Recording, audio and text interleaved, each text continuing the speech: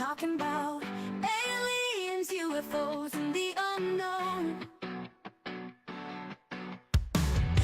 The talk show is buzzing, the excitement grows, exploring the mysteries that the universe holds. Get ready to dive into the world of the paranormal. Welcome to the Coley and Marky Show, where we uncover the secrets that nobody knows. From aliens to UFOs, we're ready to explore. Strap in and get ready for a wild ride for sure.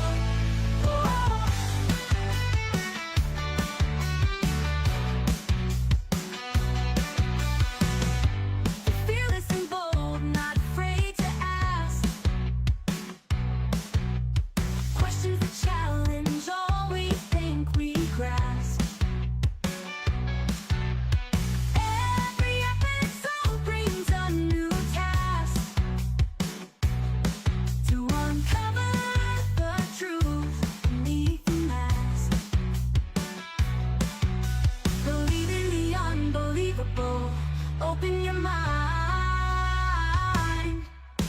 Welcome to the Coley and Marky Show, where we uncover the secrets that nobody knows. From aliens to UFOs, we're ready to explore.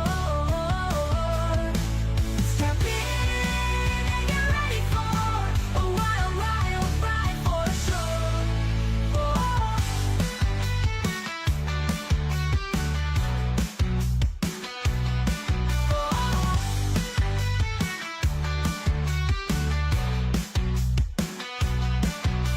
Welcome to the Coley and Marky Show, where we uncover the secrets that nobody knows. From aliens to UFOs, we're ready to explore. Strap in and get ready for a wild ride for sure. Welcome to the Coley and Marky Show, where we uncover the secrets that nobody knows. From aliens to UFOs, we're ready to explore. Strap in and get ready for a wild ride for sure.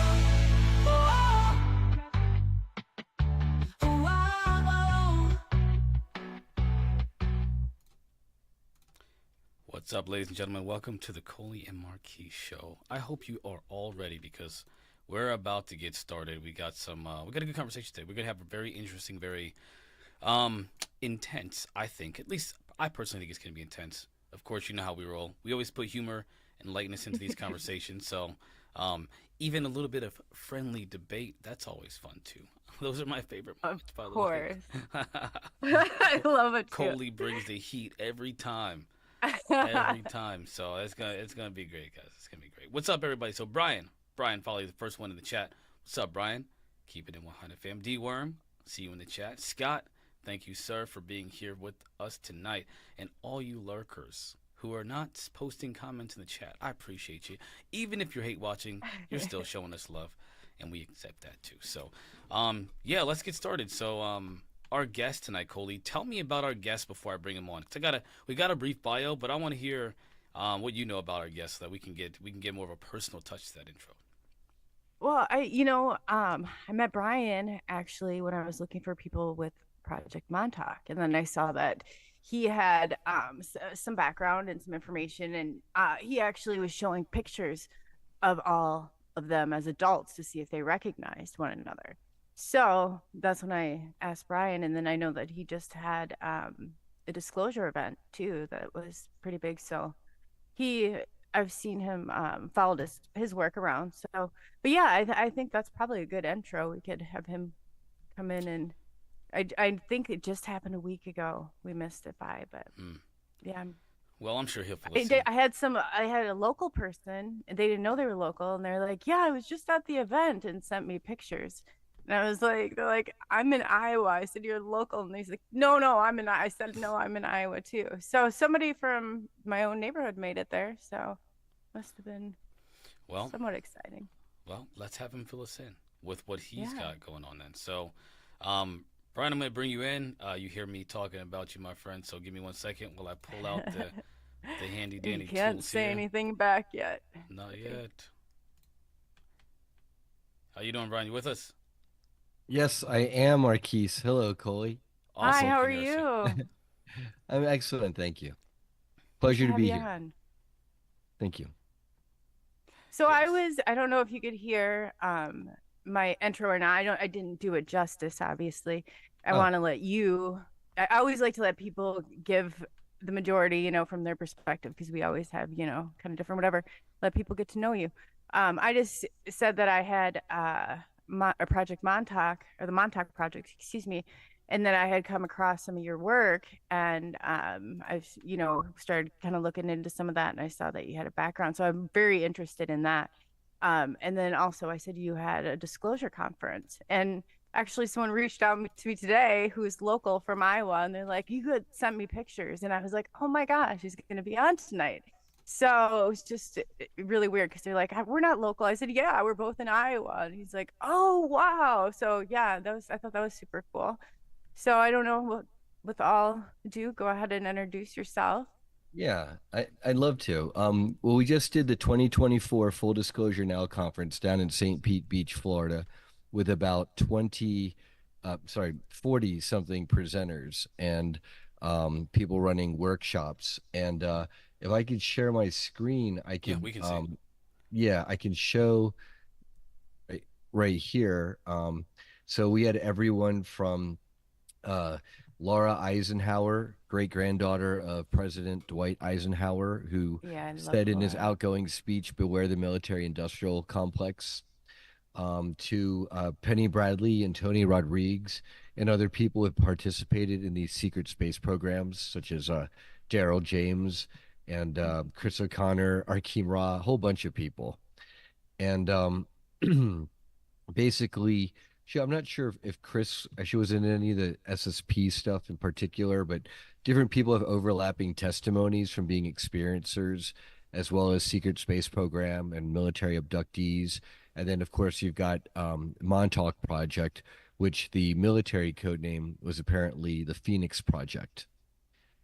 um, and so this was a huge success. As you said, people were sending you pictures. I wouldn't be surprised. We have a very tight knit community online, and so people had a great time at our event. I also always give a shout out to Tyler Koala and Aaron Kuhn with their Journey to Truth events as well, which are amazing. And then also, I enjoy and get a lot going to the Contact in the Desert events as well. So Yeah, that's you've done a awesome. lot. Yeah, you've done a lot, man. Yeah, well, thank you, Marquise. In terms of the Montauk project, last summer I co-organized in August the Montauk Adventure Tour, which was the 80th anniversary of the 1943 Philadelphia experiment with the USS Eldridge, where they placed a Tesla coil generator, one on each end of the destroyer class naval ship, fired it up against the advice of both Tesla and I think Einstein. There were two scientists. Tesla was one of them, uh, who dropped off that project because they said this is not ready to put humans subject humans to this, and they did. And then that's where you see the horrible photos of the Philadelphia Where the bodies were melted with the experiment. Oh, do we need to Yeah, tell Mark? failures. Yeah. So you're familiar with I've been told that this is a real image where because they fired up the Tesla coil generators, it tore a hole in time and space, and the ship was inside of this weird warp, which is not natural, not good. And while inside parts of the warp, the sailors could literally pass in and out through the hull of the ship. And when the ship came out of this subspace warp, if they were still intersecting with the ship, then they literally fused to it. And many of them died horrific deaths in the physical. And then part of what it turns out, when we were on this tour last summer, we had a crew of 8 people out in a boat going out looking for this time warp to see if they could assist in any way. And several of these people were psychic, power sensitive folk, and they were apparently assisting the light bodies of the sailors stuck in this ship to by reassembling them, getting them all together, and then helping them to get out. And they got like 9 out of 10 on the first wave, but they missed three. And this was confirmed by another psychic on the ground who was part of the tour and was also a Montauk gal, because we had Montauk boys and gals who were subjected to the Montauk project, Oh unfortunately. wow. Yeah. And So the Philadelphia experiment, can I ask you a question on that real quick? yeah. They sent two or Wait, intended to sorry. send. Wait, hold on one second. A Okay. couple things, guys. I apologize. We're live on Helix Rock Radio. They actually Excellent. have no idea what we are seeing right now. So let me Oh, just real quick. I'll explain and then Oh, good. Yeah. so the images right now, for those who can't see the images, we're seeing is there was an allegation with the Philadelphia experiment that this, well, not just an allegation. It's a I don't want to even call it a myth. There's this lore. We'll call it lore because I don't have any facts or details on this myself. I don't have data that I could put in front of the audience. Personally, I think there's something clearly strange about that, about the Philadelphia Project. There have been plenty of witnesses that have come forward, alleged witnesses come forward and said that this is real. I am more inclined to believe that there's something, again, something very strange to this. Brian is not the first person to mention this. Also, by the way, it was on the Y files. But what we were seeing was people that were their body parts were essentially sticking out of the ship, almost as if they were materialized right in the center of like walls or something like that. So you'll see their hands and their feet or whatever were sticking out of those ship walls. So that's what we were seeing. That's the images that we're looking at right now. I'm sure all of you have seen it, but in case you haven't seen it, and in case of course you can't see it now, that's what we're looking at with those images. That's the Philadelphia experiment. That's what the lore says. yeah. And so anyone, you can do an online search for Philadelphia experiment sailors and look at the images results, and you'll quickly see this. And so what happened was, when the certain elements in the U.S. military realized that there was something to this Tesla technology, they moved it to Brookhaven National Laboratories, which is like right on the central part of Long Island, New York. Okay, and so if you zoom in here from the sky, they've got these interesting Oh circle like wow. ring collider things. Okay, and if anyone in our audience who's seen the show on Netflix, Stranger Things, now in their Yeah. fifth season, about to be, and I'm a fan myself. Oh, me That, too. right, right. Well, that show is supposed to be called the Montauk Project, and I heard. somehow or other, the Yeah, producers were told they could not use that name, and yeah. to this day, they have not given the real life survivors of these horrific experiments any credit. And I think that's really unfortunate for a TV show and a platform streaming service that's made like, billions and billions of dollars off of this. You think they could throw a bone to the real life survivors, if not give them a shout out. Yeah. Um, No, for real. We've had a few of them, and I've talked to a few of them, and it's chilling. The trauma that they put them through. So is the Philadelphia experiment, does that kind of run right into the to Project the Mon- Montauk then? The yes, Montauk Project? yes, because what they did is they went from Philadelphia to Brookhaven National Laboratory, where they were then at some point combining this Tesla technology, which again is rudimentary by ET standards, or not again, just so you know, it's considered dangerous, unsafe, untested, not good for human biologicals. And they combined it with something known as the Montauk Trip Chair, which was supposedly a pilot chair from one of the Roswell crash sites. And the deal is that the ETs, when they pilot their craft, it's not like they're using a yoke and stick and rudder. They're literally telepathically mind melding with the craft.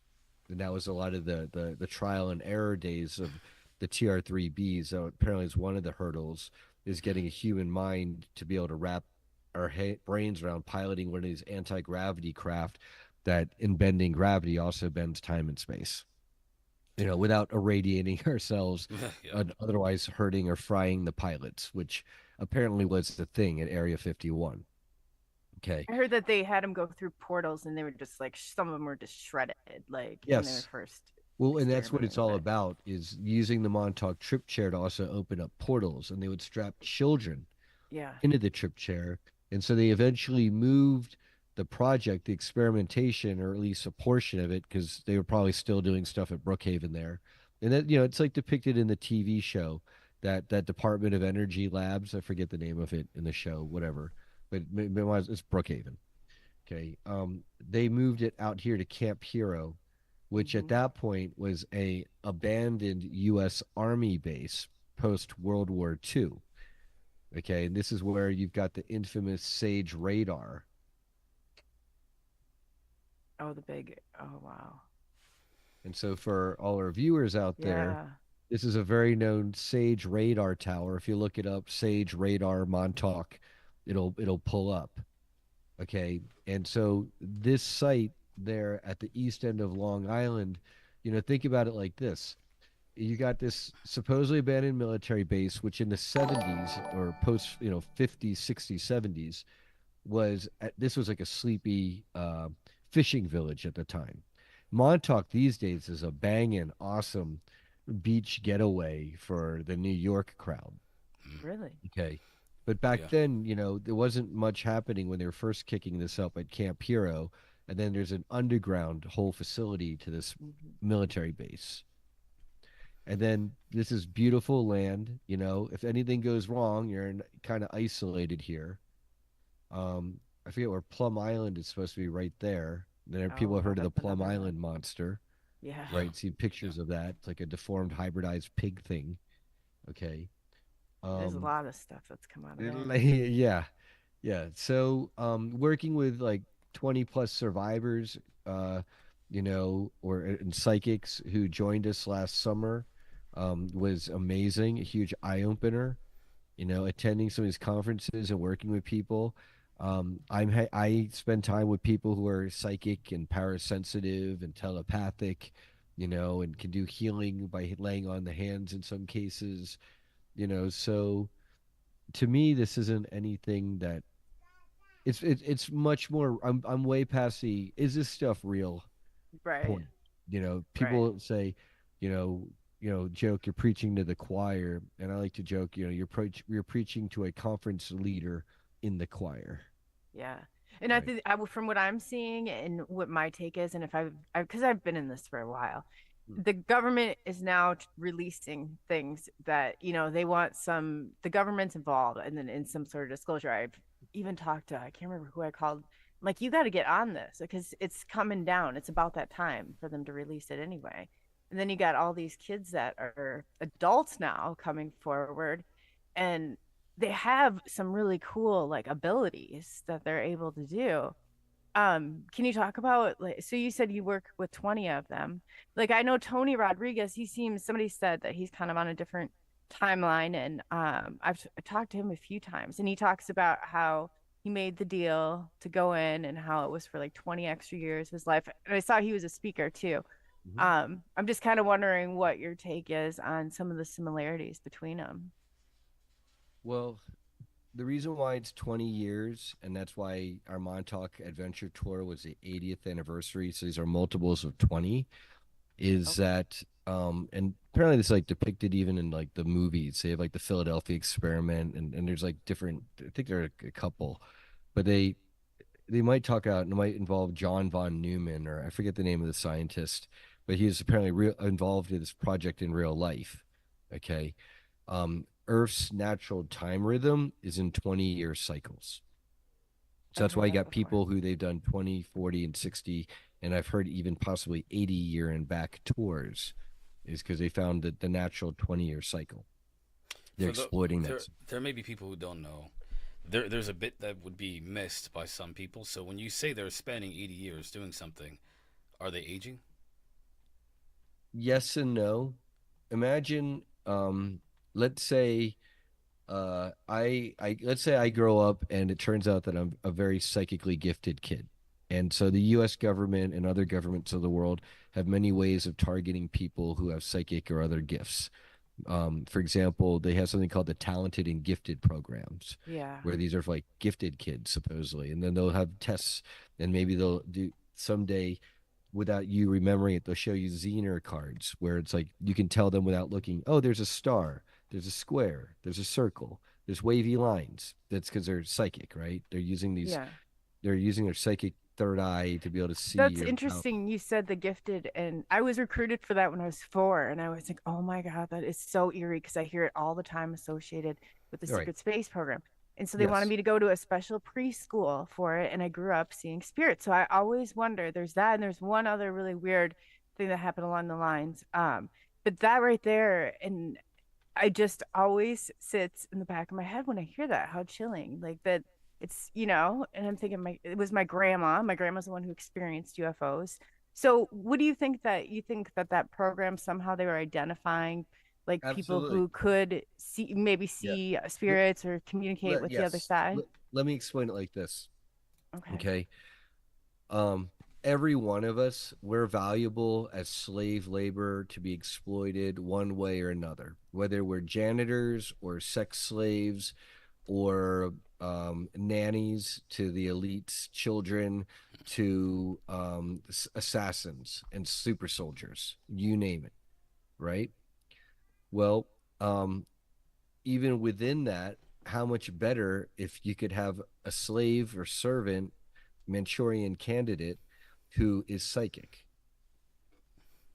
They can remote Yeah. view someone and maybe implant thoughts into their head. How valuable would that be if you were a government and you wanted a certain country to sign a trade agreement or not, for example?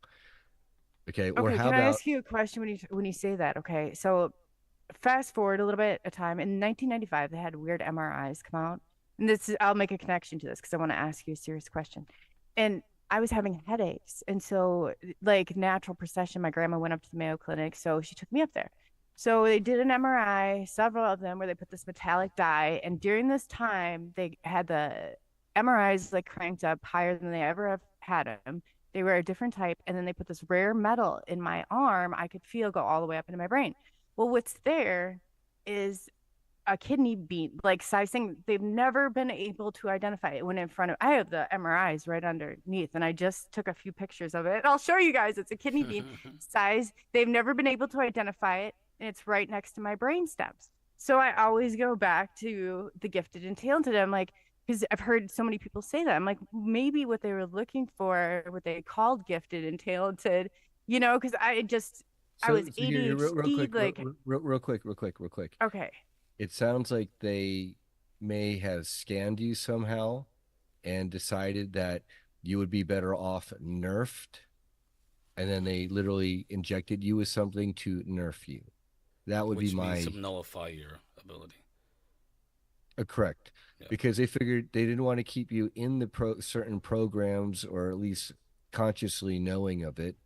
And then on the other hand, you here in the 3D society and world, there is an active program or many active programs to nerf and nullify star seeds, light workers, gifted people, healers, because that's all part of a larger campaign to keep humanity on a lower vibration, keep us from a higher timeline.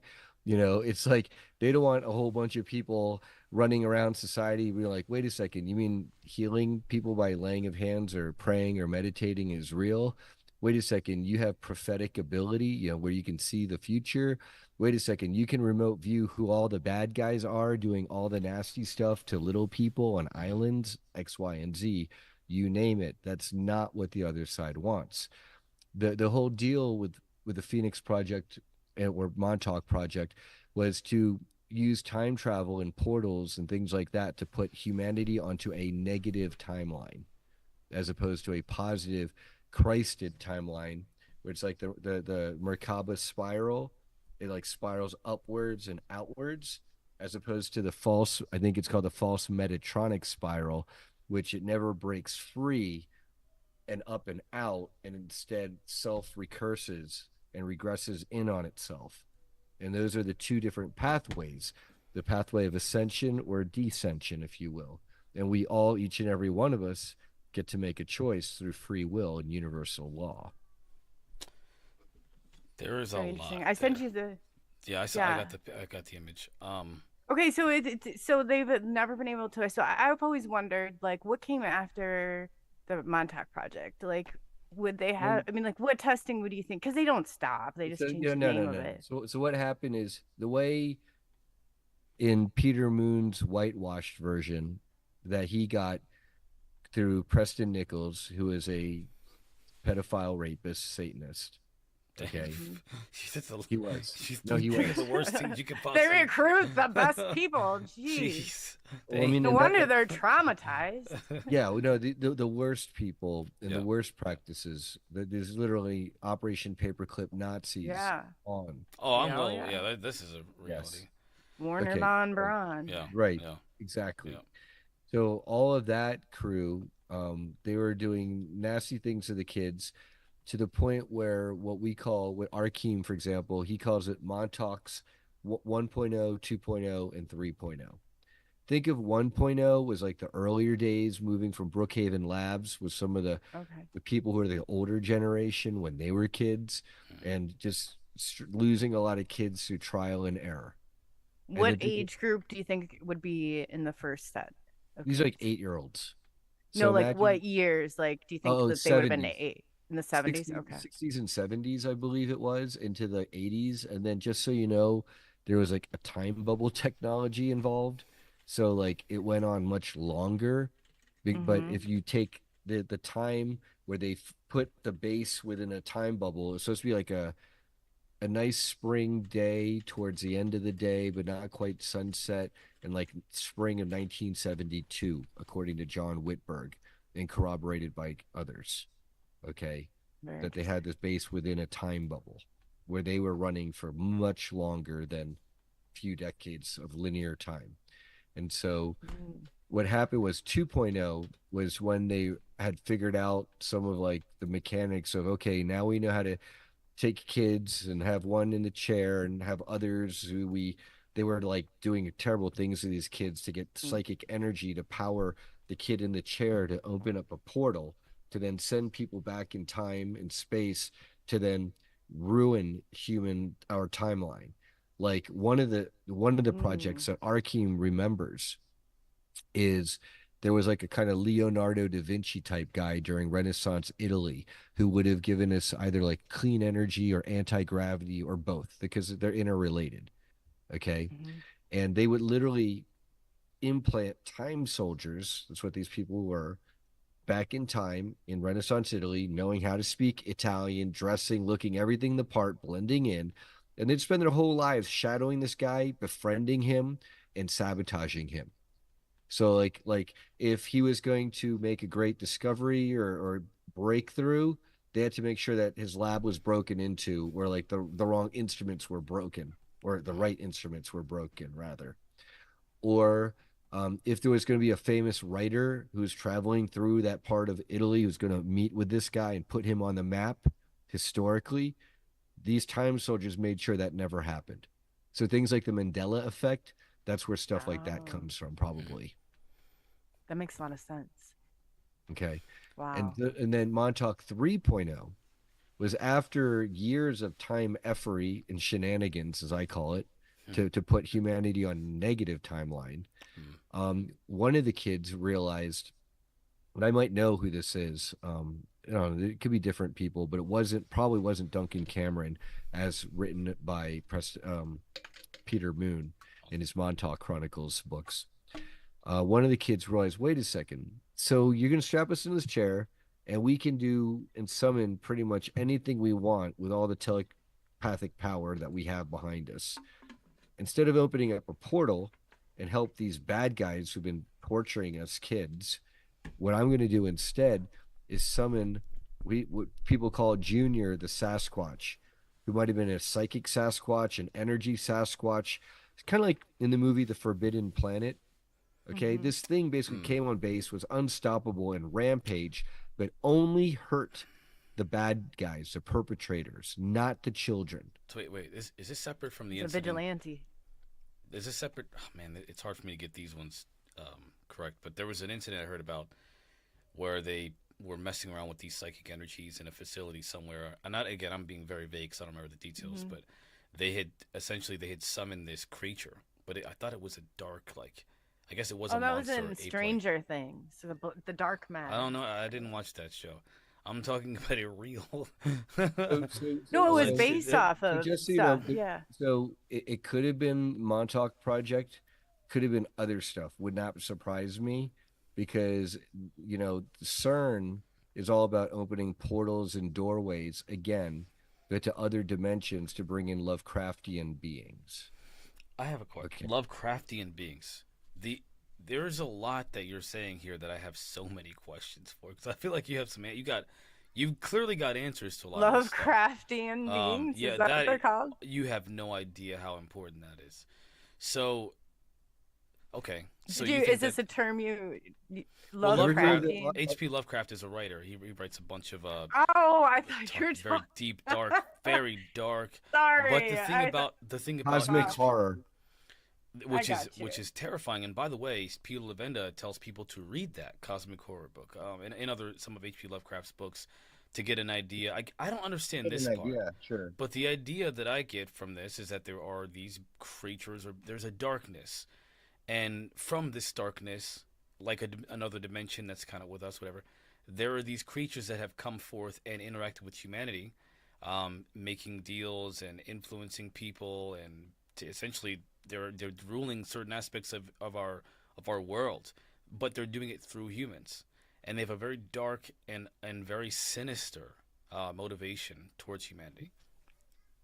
Yeah, of course, absolutely. Because at the end of the day, they're opportunistically using the sellout humans to harvest us humans in whatever form they can, particularly loosh, which is psychic and emotional and spiritual energy, which a lot of these bastards feed off of. And then there's also the whole adreno word with the browser Chrome stuff, Yeah. in the more physical 3D. Which is But it's really all that's tied. really dude, that's really dark. The problem with that is that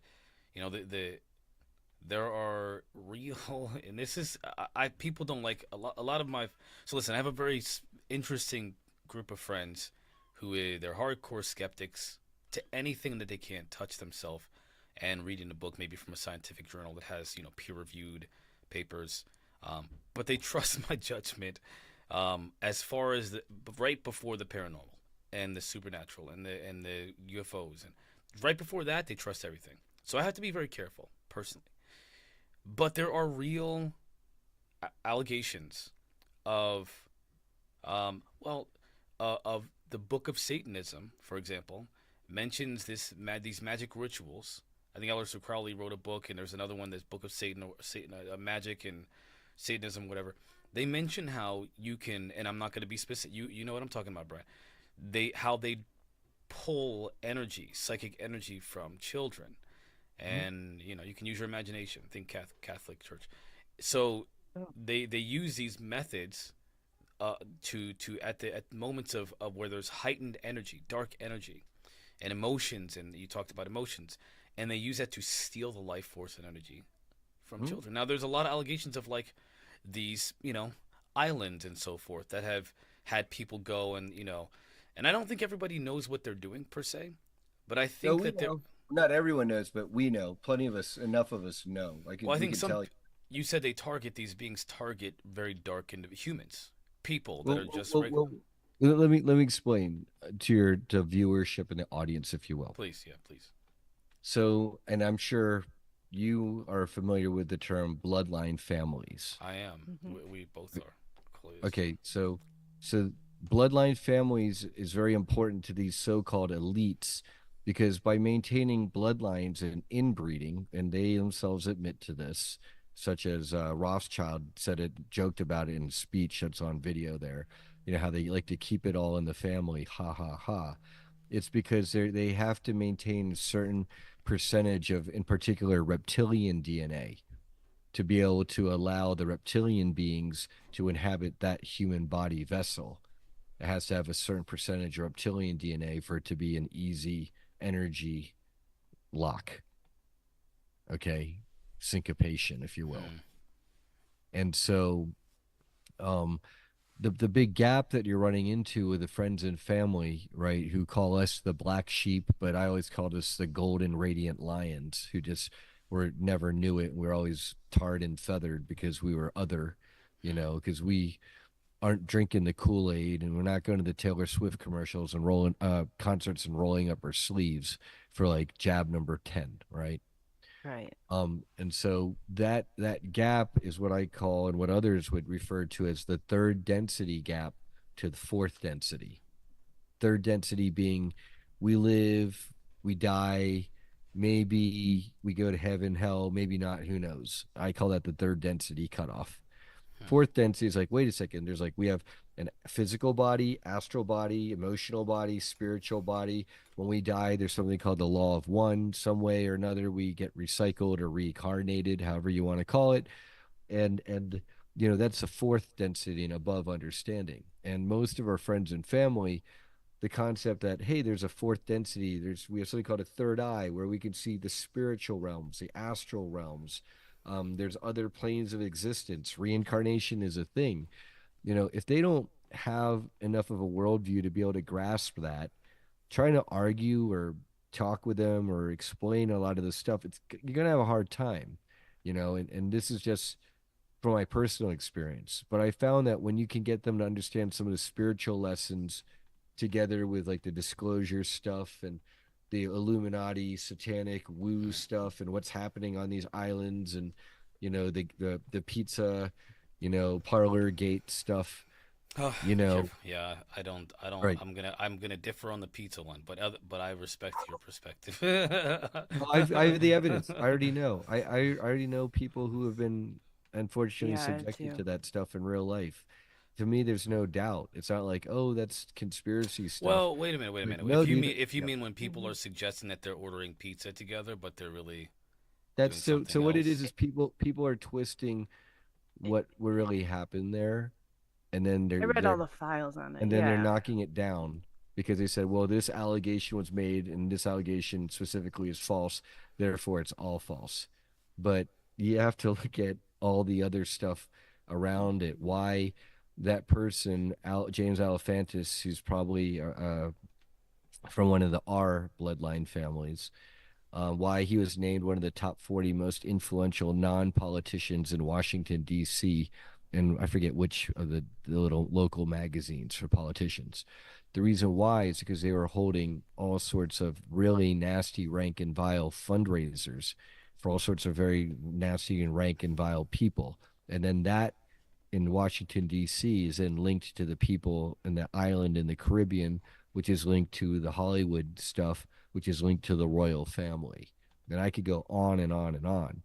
But that's what it's really about is that there's a network of child trafficking because for some reason, as you're going to find in your investigations over and over and over, these people seem to like hurting little people and getting blood products out of them. Why is that? Do you ever see the Oprah Well, thing? How Oprah, how yeah, how because they get. Oprah's one of them. Oprah's one of them, and she did what's called a limited hangout, and then she also did a lot of discrediting and normalization. And then also, Yeah. if you see some of her interviews where they're talking about pedophilia, she Oh literally says God. in one of them, "Oh yeah, little people, they enjoy that." Hmm? I cringed. I I haven't seen. cringed. I I haven't seen that. saw it. Yeah, I haven't seen that.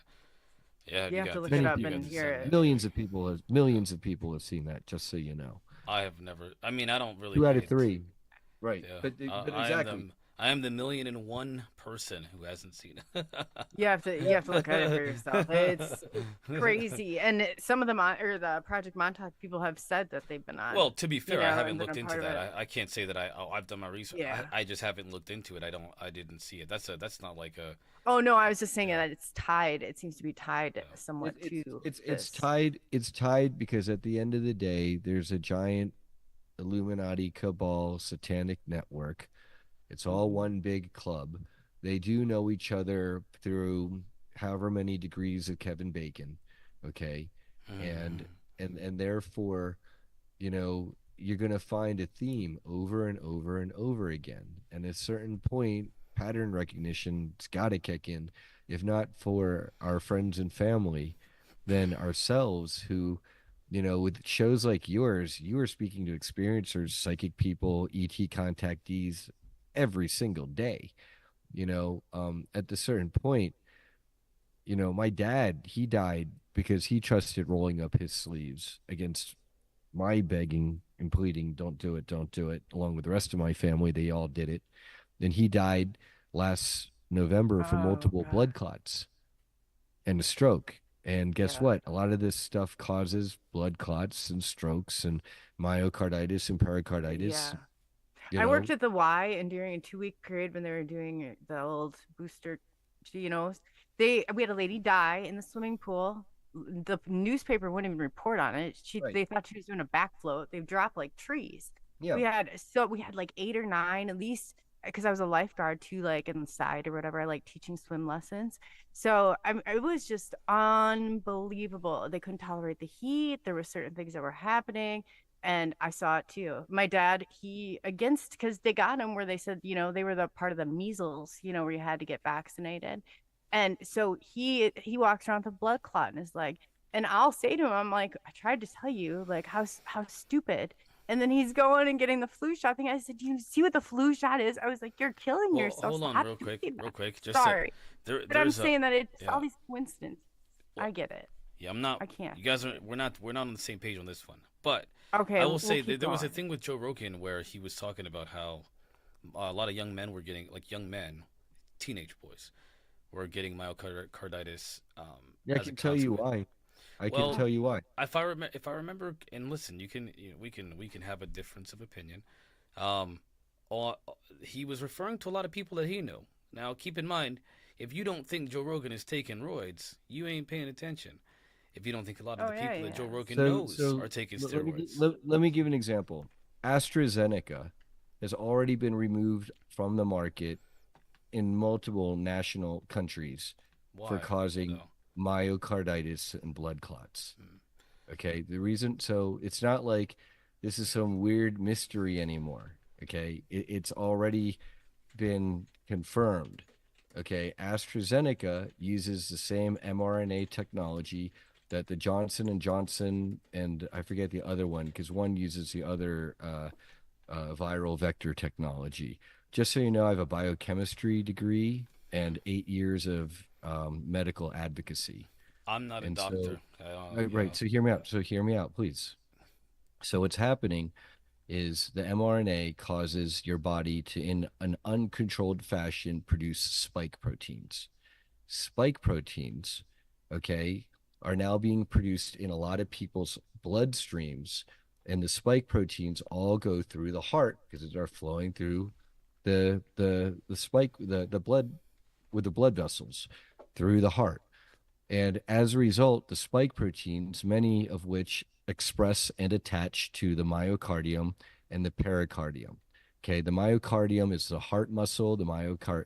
Okay, and so myocarditis is inflammation of heart muscle, and the pericardium is a sac that surrounds the heart. Okay, and pericarditis is when that sac itself is inflamed. That's because it's most likely an immune response attacking the spike proteins within these cells and attacking the cells themselves. This is also why people are getting spontaneous Guillain-Barré syndrome and their eyes are like crooked and stuff and not working right like Justin Bieber. Oh, That's because yo. the that's because Face that's why Why'd you paralysis. face why'd you do that? paralysis. Why you bring up Justin Bieber? That's why. That's why. And All his right. and his Well, wife Haley had a stroke. Oh my gosh, what do you know? We're sensing a well, pattern what are here. the statistics? What are the, and listen, They're terrible. I have to Excess give mortality pushback. has Yeah. gone up 40%, Hold on one second. according to Edward Dowd. Forgive me, man, because we do that. Me and Coley do this all the time. It's usually fun. I I know got we the don't. Yeah, information. It's not. it's not I that. don't have to make up No, information. he's being serious. Like I found it on Mass TV So too, which is here's, like, and but we fought against it all would this be, too. it would So I be understand. I highly mean, I can back it all irresponsible. up. It would I be can back it highly, all up. yeah. I'm not saying that you can't. It would be highly irresponsible of me to at least not give an alternate perspective to this for a lot of reasons. But a Let couple me share things. my screen. Well, we can't Let see me share my the screen. audience can't see the screen. Zoom will not allow us to share So, that. oh, That's so Coley. Yeah. I mean, Oh some people can see my screen, right? Some people in your audience. no, Okay. they yeah. So real quick, just for again for the because I got to give the audience that can't see whenever you put about beautiful dogs, man. Cool. Yeah, yeah, Oh. thank you. I gotta load up. I don't know if I have Telegram on this computer, but on Telegram, all this information is very easily Yeah, I'm accessible. actually, and I've watched the debates with about these topics. And listen, I for the audience, I am not a doctor, I'm not a biologist or a physician or anything like that. But I do know physicians, and I do know I know a microbiologist, somebody who works in the medical. He makes these medical equipments and stuff like that, and he's given me a very interesting conversation about the whole debate between, all of these different things. Now um, the general gist is that the general community of biologists, scientists, and doctors have generally this we're talking the overwhelming majority of doctors say the They were exact. bound I'm not Yeah, listen. to I'm see. only let, giving an alternate let me perspective. let me show you. Don't take this Here's as like science. yeah. Let me give you science. Let me give you science. Okay, this is these are coming from very well Yeah. regarded medical journals. Okay, and they're talking about these long fibrous blood clots, Hold on. Let me for pull this up. example. Yeah. Well, I'm not denying that that That's what people I get have, blood and they clots. like that this As a matter they of don't even have fact, a name for them. They're Okay, as so a weird. yeah. these have never appeared until the vaccinations. You know Yeah. that. And then when they do Ugh. chemical analysis, they're finding stuff, guess what? They're only finding these in the jabbed. Why is that? You know what I mean? At a certain point, guys, you know, do your literally loved ones have to drop dead? Do you have to like jab your grandchildren and suffer the But consequences? some people. I mean, the statistics are pretty clear. Like, so I just had to pull this up real quick. Wait, what statistics I are clear? Brody, I told him if he ever tried, I'd lay down in the back of the car and he'd have to run me over to Yeah. go and get one. No, I'm serious. Edward Dowd has already shown, and this has already been demonstrated, that excess deaths go up Yeah. across the board in country after country immediately during and following vaccination campaigns. This is statistics. I mean, and it didn't matter if it was seasonal, like, oh, they did it in the wintertime and more people died of the flu. No, some countries they did it in the summer. All the countries where they did less vaccine, particularly the African countries, they stand out compared to all the other countries, have Russia, less even. excess deaths. Excess deaths have gone down in the countries that did not vax, and they have gone up in countries that have been vaxxed. Every single one. Okay, the It's numbers insane. speak for themselves. This is not like you don't need a biochem degree at a certain point. I'm just saying, guys. Here, I was working at the diagnosis. zip line and they Yeah, said that there was such an influx in people dying from heart attacks, not on the zip line, but while, or not by the zip line, but just while on the zip line. And we had like hikes and heat. And I was like, oh my gosh, you guys, I can't tell you, never before in my life. And I was having people laying over on the hills. I mean, we couldn't get down to them. I mean, it was a scary year. And I yeah. was So like, yeah. something they came with the heat. But real quick before you, again, I'm not a doctor. I'm pulling up these studies from Here, from here's a the study. lab. Diagnosis of angioimmunoblastic T cell lymphoma after receiving first dose of Pfizer BioNTech vaccine. A case report. Okay, so these are very well What does it arithmetic. say though? What do the numbers say? So let me show you what I see What from is the it's case studies over and over of people getting the same exact diseases and complications which Pfizer wanted to hide for 75 years, Mhm. in which the federal courts told them no, you must release this information. So you don't think Okay, there's a debate to be had about this? You think that the matter is just like settled? the, I agree. absolutely, it's totally settled. The people dropping dead over Okay. my father's dead body, yes, it's the debate is settled, my So bro. I don't want to I debate saw with you too then. much of So it then too. allow me to offer a counter perspective, but not to debate because if the But matter is settled in let's. your How about we go we forward because Coley, we're missing out on yeah, a we lot can't here. We'll move Coley, forward. We'll move we forward. cannot have somebody say something about this without at least a little pushback, or we will be we're gonna like Uh, I got hit with that. people I know got who hit. I Well, am check though. it Yeah, out. Check it out, Marquise. Right yeah. there. It's kind of like, hey, if we don't present the pro pharma side, we might get hit with a ban or a strike. Yeah, no, we don't I want to do myself that. was banned and lost my first account I would prefer because not that because not to happen to but me. Like but it's, you know what but, I but mean? Like exactly exactly what you're openly admitting, if you don't play the game and do the dance, then you might get a strike on your show here. personally, I don't think Okay. it's just a. It's not I a mean, what that game. says to You me know, is like people's life we live is. under censorship, and I don't I personally like I that. didn't censor you. I said you could. I did not tell you you can't say what you want to say. I'm not saying you're Yeah. censoring me, but what I'm saying is you're admitting that there's a state of censorship where you feel the need to provide a fair and balanced perspective when really it's the pharmacy talking points. I would. I have to again. If we're gonna say whatever talking point somebody has, I don't consider anything that I say a talking point. If I bring up The data, idea that if I say salt is white and salty, you need to give an alternative well, perspective you and don't. need to push Salt, back. having that perspective doesn't affect hundreds of millions of people. Having the Well, I perspective think we're that talking though about too, now you're going does. into because I think that if you did anything else, like I wouldn't even want to do it because that is not good for them to take, and I don't think like anyone moving forward who's seen this should say that this is an experiment. Our government, we're talking about governmental experimentation, and I think what Brian is tying into this is we're missing the point here. Is that this is another one of our government's games on experimenting with us as they have been since going It's back to even the genocide. It's Philadelphia experiment. biological warfare. It's not cool. Yes. And I'll call it out, and I'm not afraid to do so. That's why I organized the Full Disclosure Now conference. Because at a So certain you believe that this is another way that the government Oh, is absolutely. experimenting on people? They've already stated it in so many ways. There's the Rockefeller plan. There's the Iron Mountain report. There was the physician who went on Jesse Ventura like 20 years ago and said that someday they're going to fake a giant flu or cold or some kind of sickness and they're going to inject all and we're all going to have to do it. Otherwise, we're not going to be allowed to work or shop or blah, blah, blah. Okay, Yeah. this is over and And what was over and over. event with 201? Is that the one that was where they had to stop in the middle, Yeah, where they had it- I mean, in the Wuhan yeah. lab is written in English, and I'm not sure if anyone noticed, but nowhere else around is, and it's just like one thing after another. Well, But the deal with the Wuhan Institute of Virology is that they were in bed with Professor or Dr. Ralph Barrick in yeah, Harvard. Okay.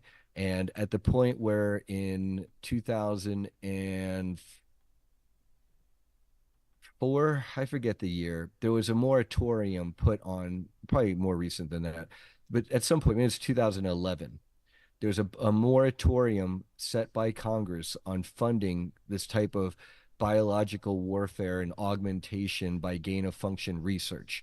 And at that point, Fauci, through the NIH, got like a $13 million grant to move this research to to the Wuhan Institute of Virology and offshore to China with the bat lady at that research institute. Mm. Okay, this is all planned. And then the concept that they developed magically some mRNA new technology overnight. No, they had that technology lined up for decades.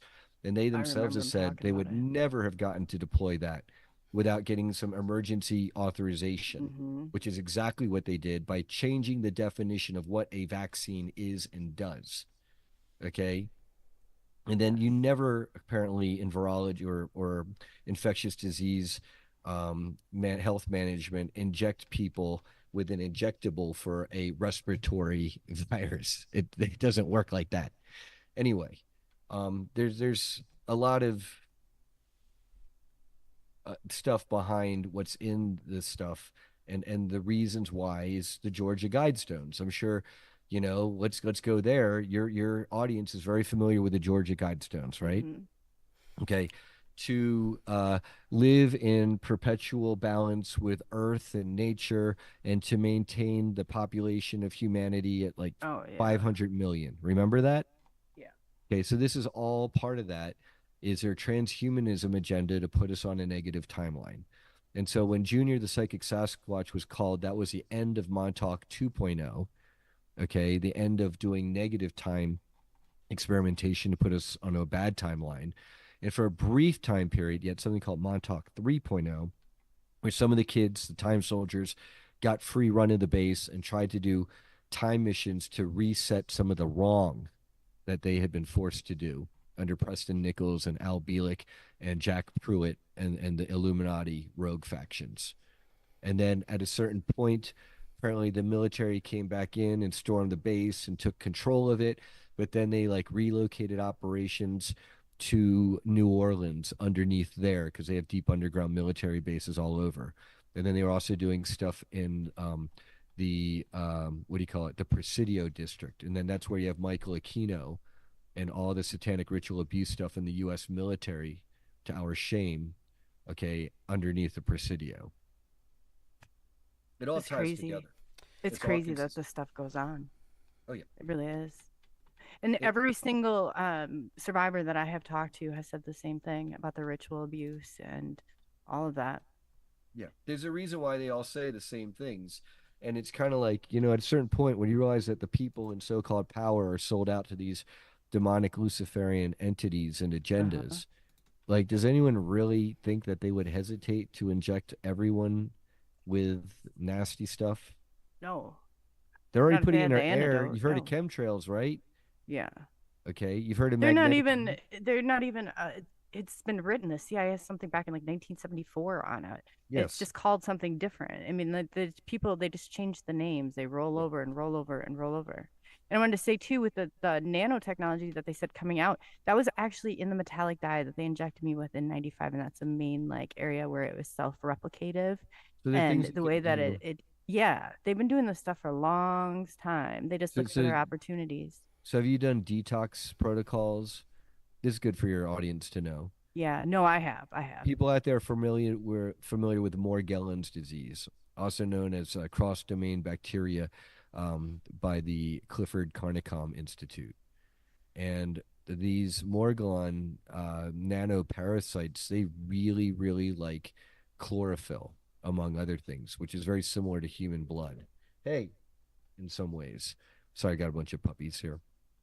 And if you take a hot bath with alfalfa, the Morgellons will often swim out of your body, off your skin, and out into the alfalfa. That's a good way of detoxing, among other protocols.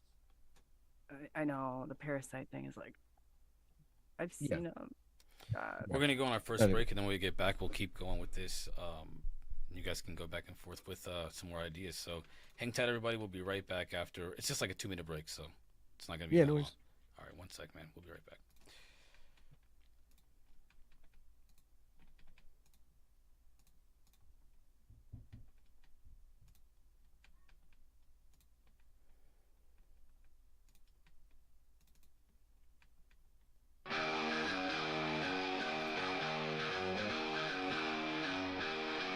They're watching from the shadows, an intelligence beyond our own. Whistleblowers shouting warnings, researchers feeling all alone.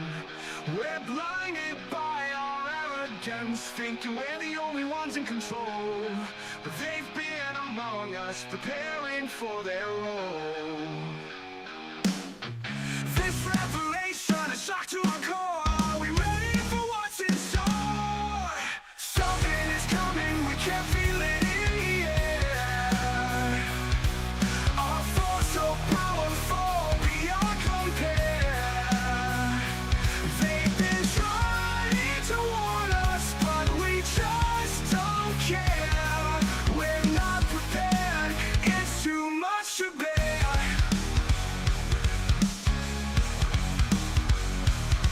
They're not like us, there's something more. Non-human intelligence knocking on our door. Whistleblowers risk it all. Researchers sounding the alarm once more, but we're too focused on ourselves. Blind to the signs of what's to come. Will we wake up in time, or will we be left numb? We've been warned, but will we listen? Something is coming, we can feel it in the air. Our force so powerful, beyond compare.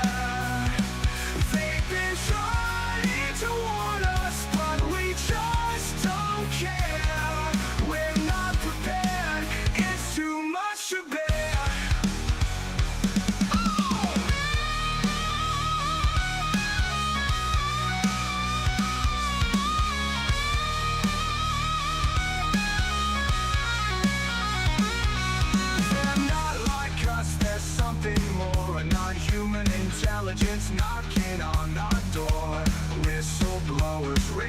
it all.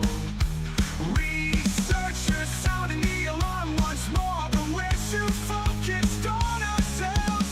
On to the signs of what's to come. Will we wake up in time, or will we be left numb? We've been warned, but will we listen?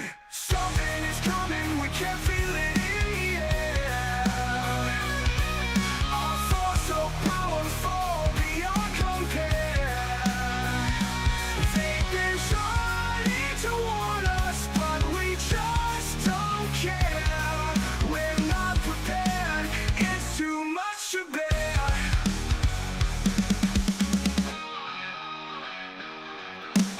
Something is coming, we can feel it in the air. Our force so powerful, beyond compare. They've been trying to warn us, but we just don't care. We're not prepared, it's too much to bear.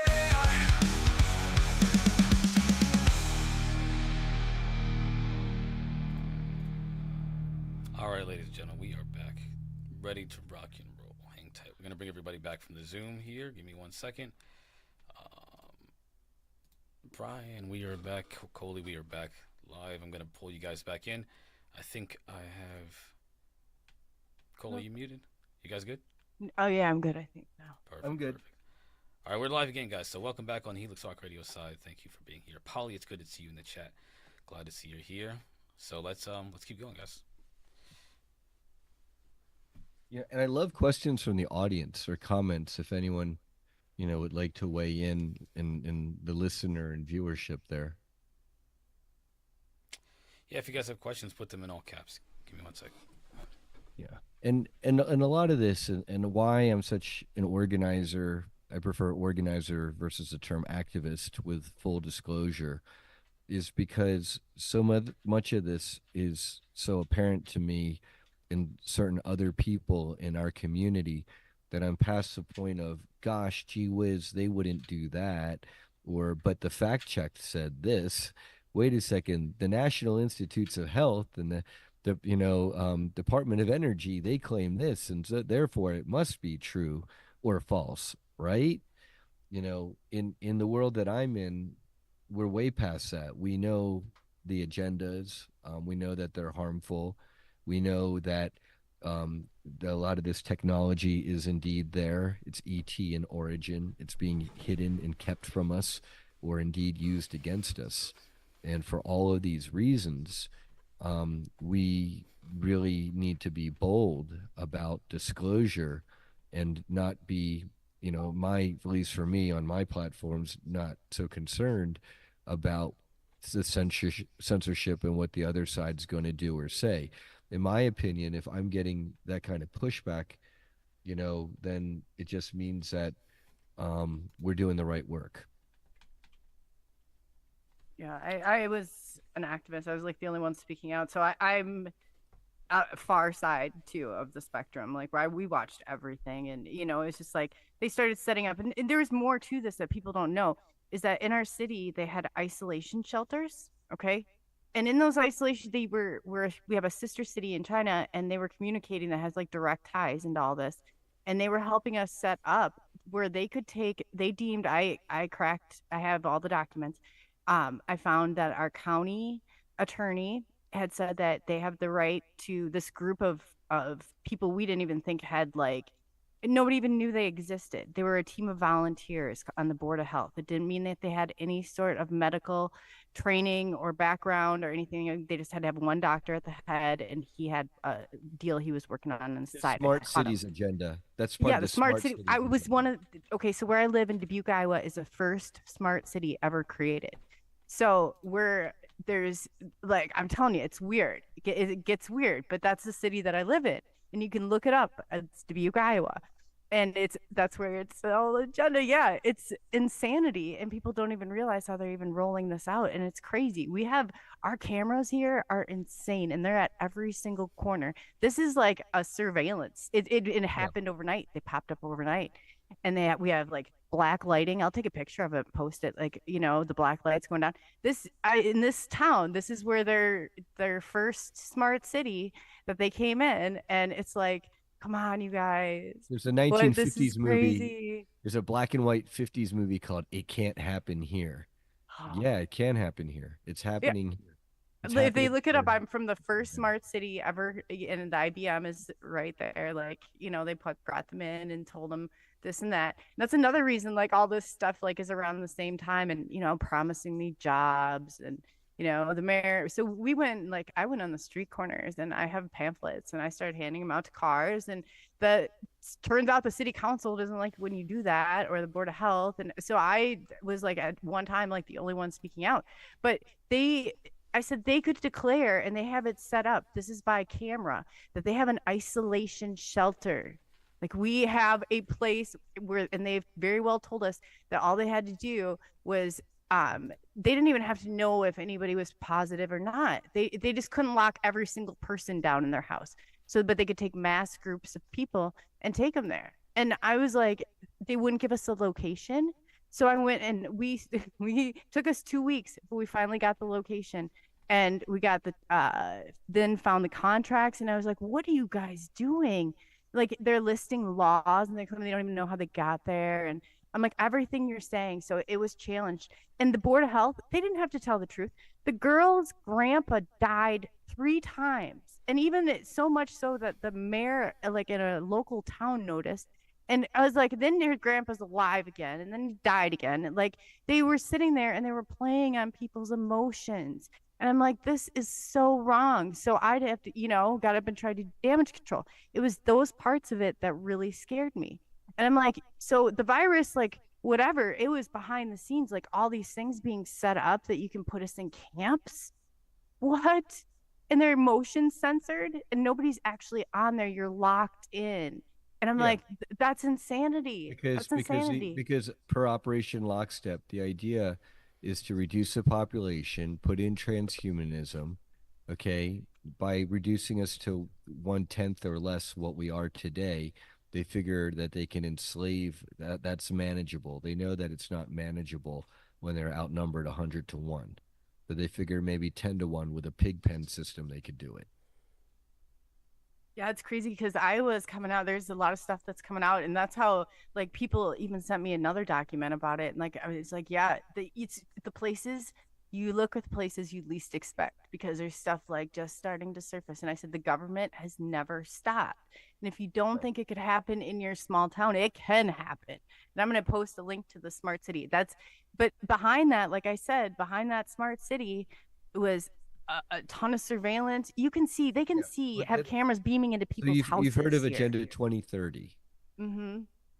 Okay, the plan is to herd everyone out of the natural beautiful areas of this country and into the Oh, large inner sure. cities along the coastlines.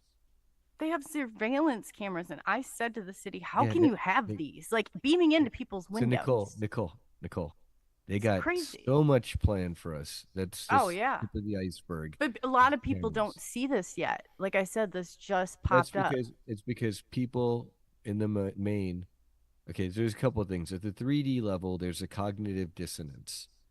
Okay, of people have their worldview and it's safe, and people like you and I tend to challenge that worldview, and that's where their defense mechanisms kick in of denial, rebuttal, playing devil's advocate. They don't have enough information, whatever.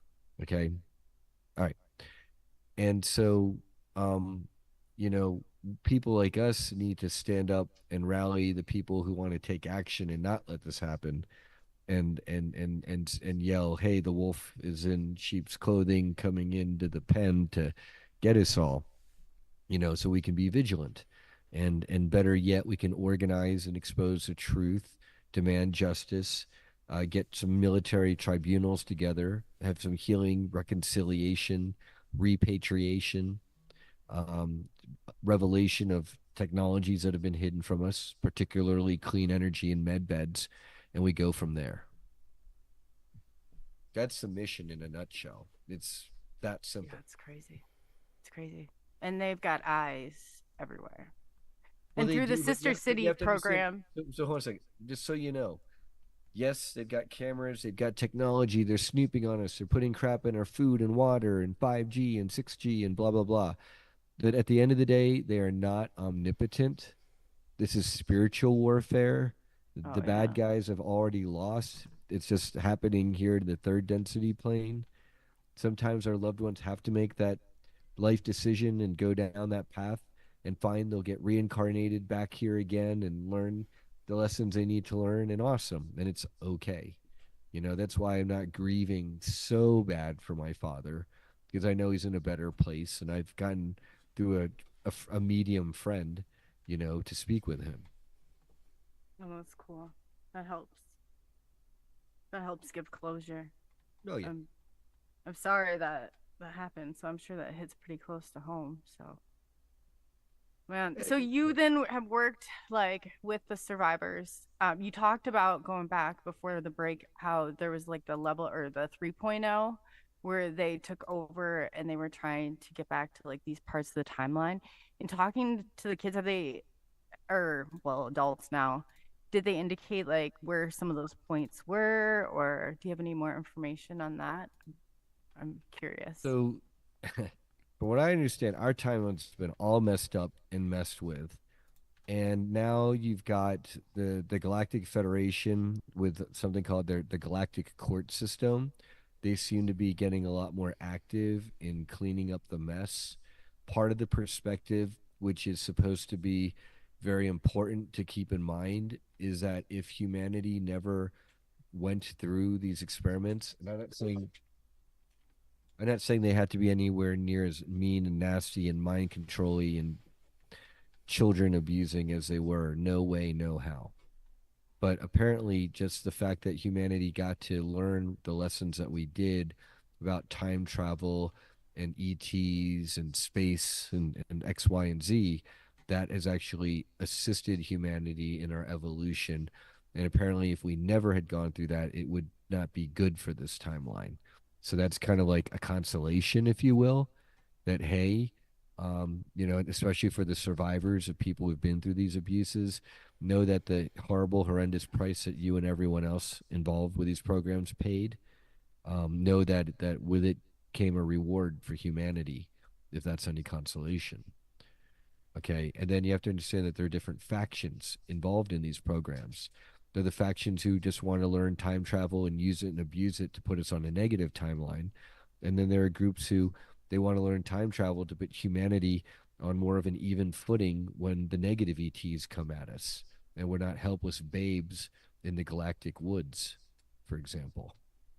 So you And so believe these, that too, that there are positive and there are negative ones. oh, I know. Yeah, absolutely. We already know this. Yes. Yeah, we've had that discussion where we've asked, and some of the experiencers, and I was kind of like that at the beginning too, where I was like, no, nothing about negative ET, but then I started to realize like in some of the things like, yeah, did I really want to be taken and not against my will and gone through? Well, it depends No, by not who. it's It like depends by who and why. Okay. yeah, I guess it's you in digesting an experience like that and having that like as real as a memory, Well, and let me give you some it's just let me give you some case different. examples here. Okay. There's some people who are taken by positive ETs because they're, say, an incarnated Palladian, or they literally have Palladian DNA in this human form, and they're being picked up by their people on a periodic basis, generally at night, to be tested. Or maybe they've been injected with something and their people want to help them because they're an important test subject and they get energetic work or cleansing done. Okay. And yet, you might remember is you wake up in the morning and you're all sore and you feel beaten up and you feel, hey, I was taken against my will. And for all you know, no, you're really a Palladian, you just don't know it, and your people took you to help you, and the reason why you're sore is because they were healing you, and you just feels like you're sore, but they actually helped you. It's like a good sore, right? Then there are other people where maybe, okay, that is the case. They're taken by benevolent, friendly Palladians that they have starseed lineage to, but the U.S. government or certain rogue factions that are monitoring these abductions They were, in this case, it wasn't an abduction, it was a friendly healing. Okay. They come and they abduct you, torture you, and say, what, who took you? Who are these ETs? What do they want? Then you have a terrible, horrible abduction experience. Okay. And then they mind wipe you. Okay. And then now you're an experiencer and you're trying to sort through your memories of were you abducted? Were you not abducted? Who abducted you? Was it a good experience? Was it a bad experience? Well, guess what? It was a combination of all of that. Okay. And it gets much more complicated than that. That's just one person getting abducted twice. Now imagine one person getting abducted multiple times by multiple different programs, both human and ET, benevolent and negative. Okay. And then now throw in time travel and consciousness transfer and avatars. And now it gets really confusing and crazy and convoluted. And then you get these people who are like, I want physical proof. And you're like, dude, how do I give you physical proof? Right. For me, if the Mandela effect, for me, the Mandela effect is excellent physical proof. The timeline I'm from, Mandela died in 1992 or whatever in in Robben Island prison. I I, remember that. I remember that. I And then know. and then in 2012, I wake up and there's a movie trailer on TV where Morgan Freeman played Nelson Mandela, who got out of Robben Island, became president of South Africa, and inspired the national rugby team to win an international rugby competition. Oh And the my team gosh. captain is played by Matt Damon. And I'm like, the fuck? What is this? And that's when the Mandela effect was coined as a term. And yeah, there's people who write it off as, oh, false memory syndrome. Those are the people where I joke, literally a UFO can land on their head and they're still not going to believe in ETs and UFOs. And they're going to tell you the next day, wow, that was some really great LSD you spiked my beer with, Brian. Yeah, Then put me in probably. some truck and got me in a car accident because I feel like I got hit by something really bad. But I know it wasn't a UFO. Ha ha ha. And it's like, I'm done trying to convince the people who need me to spoon feed them. What I do as an organizer with a disclosure movement is I speak as clearly and broadly to as many people as possible, knowing that only a certain percentage of people have eyes to see and ears to hear and will respond properly. And then I bring those people in and then I proceed from there. Yeah, that's definitely a good way of doing it. You have to be careful. It's like, and so there's really no, if you look at this from a, different perspective, there's really no sides to this. It's the top percent that are trying to literally take us out here one by one. And it doesn't, especially with AI rolling in, how needed are humans really going to be? I mean, has anybody looked to some of the countries like Japan? They've had AI running Yeah, hotels, let me speak to that. Let me speak to that. Um, AI can only do so much, and it can only at best replicate and not create, at least at this level of AI that we have by the corporations that be and the programmers who they hire and the directives they give the programmers to code in to these supposed integrative AIs at this point. Or sorry, generative AIs, which is where they're taking what's fed into them and kind of recombining it and spitting it out, which a lot of people would argue is not true AI. Having said that, behind a lot of these programs, people would say AI has been involved this whole time. And we're not talking IBM level AI. I'm talking very nasty upper dimensional dark AI, D wave, black goo, quantum computing AI. That's the stuff that like Gordy, whatever his face is, I forget, of D wave computers talks about accessing. Okay, that's what the CERN type of people, they're trying to access, for example, dark negative AIs from other realms who are going to instruct them in how to take over the world and buddy up with them, supposedly. Okay. And so the thing is that humanity, with our spark and creativity, that's partly why we're so valuable, is humanity as a species has a level of creativity that most ET species out there apparently do not have. And part of that is because we as humanity combine the genetics of the highest vibrating beings and the lowest vibrating beings into the same physical and spiritual and emotional bodies and makeup. And that gives us a certain potentiality that heretofore, did not really exist out there. And that's what makes us such a huge force for either good or bad. And that's why right now it's such a turning point for humanity, Earth, and the galaxy, is because either what path humanity takes, negative or positive timeline, then affects the rest of the galaxy. If humanity goes down the negative timeline and we're enslaved by transhumanism under the Illuminati cabal and the Draco reptilian, Orion, and Anunnaki types, then humanity becomes a slave army and Earth becomes a waypoint along with Mars and the moon to then jump gate all over the known galaxies to enslave the rest of the known universe. If humanity is able to overthrow these satanic Illuminati cabal types and we enter into an organic high vibration ascension timeline, then we have our Star Trek future where we can even make friends with positive AIs, positive ETs, and then join an intergalactic community.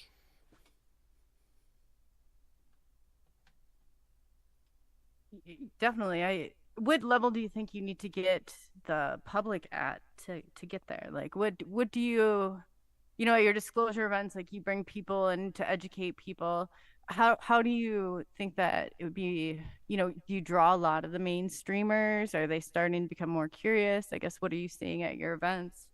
Well, I mean, this was only our first event. It was a huge success in proof of practice, but numbers wise, we definitely could use a lot more people packing the seats. But this was our first event with less than 7 months to prepare in a crowded field and in a really tough economy on short Yeah. notice to get people to Yeah. Florida. Having said that, it was so amazing and such a success and so much fun for everybody who attended this year that everyone's raving that they're going to come back next year and bring their friends. So I would expect triple the attendance, or about 500 people Oh, altogether that's or cool. plus this coming year. I'd say in terms of getting to the mainstream, we're always running into the hurdles of being severely banned because, as what I like to think, a leader, organizer in this movement, I really do tell it like it is. I'm not concerned about balance, giving a fair and balanced CNN grain of salt together with my, crazy conspiracy theory woo. I just give you my conspiracy theory, or not theory, reality, and let the dice land where they land.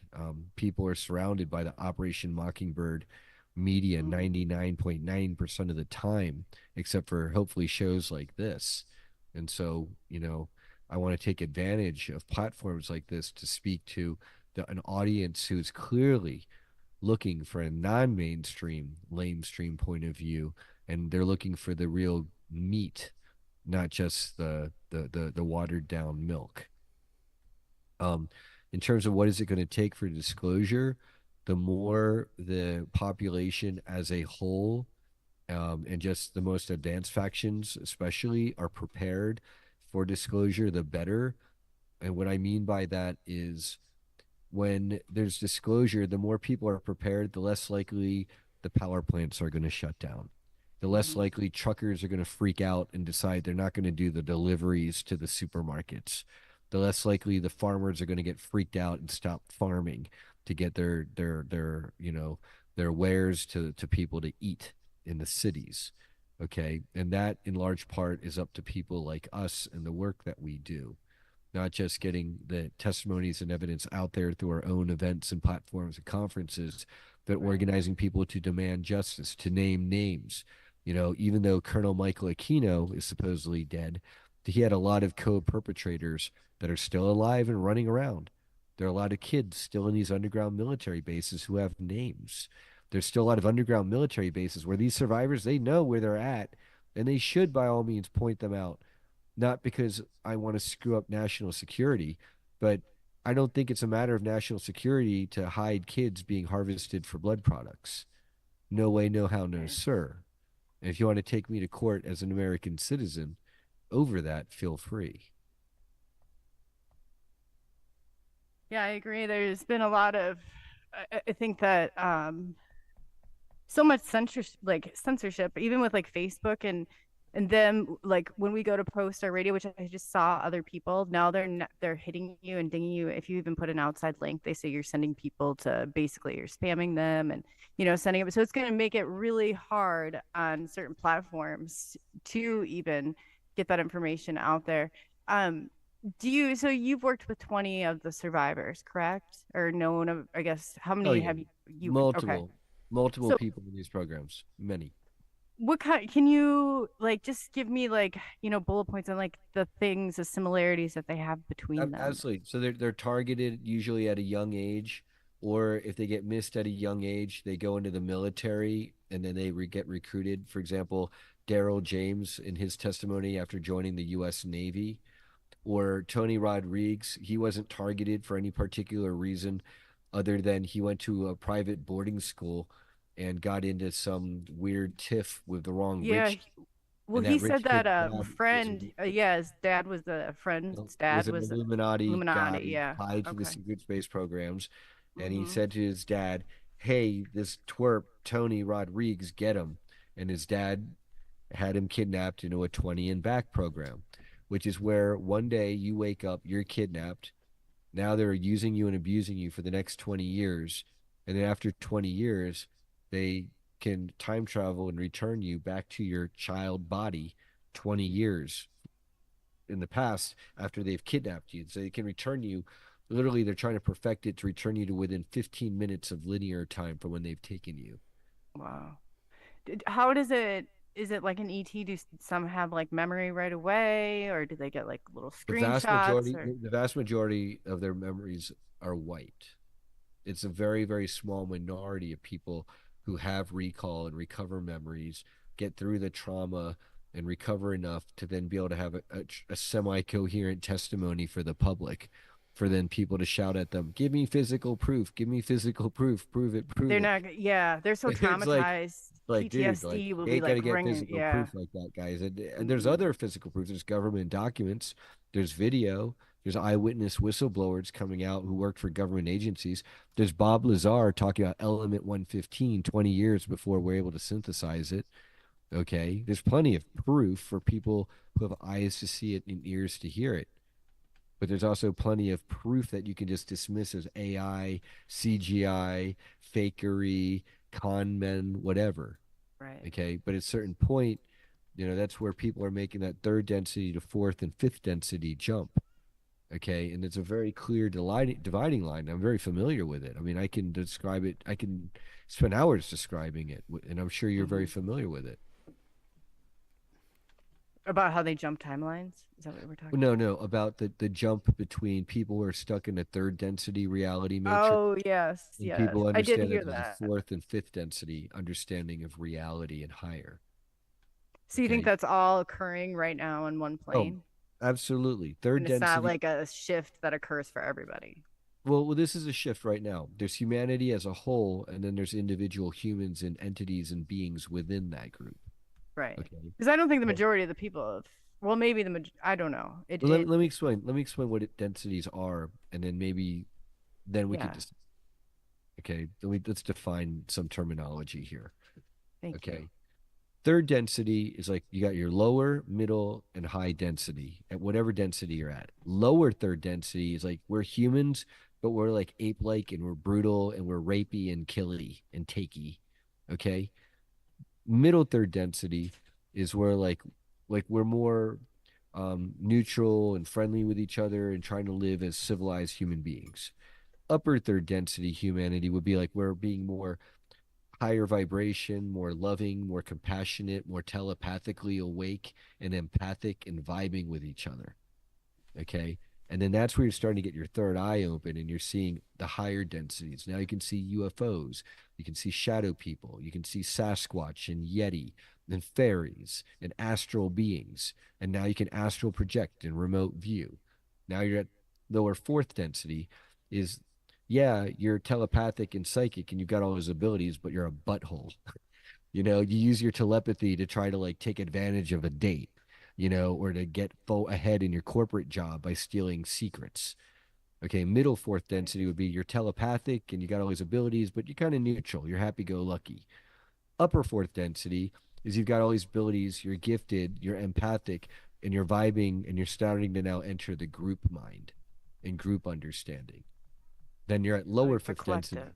Okay. Right. Now you're lower fifth densities, you're part of a collective mind and an individual, and you got powers, but you're part of a butthole collective, and you yourself are a butthole. And then middle fifth density is you're at that collective level and you're neutral. And then upper fifth density is like you guys want to help the those who are less fortunate and being stomped down by all the bullies in the universe, and you want to be a helpful collective. Okay, and I can go on and on and on, but that's just an understanding for people. What is this talk of densities and vibrations, vibrating higher or lower? That's what we're talking about. Okay. Yeah, that makes sense.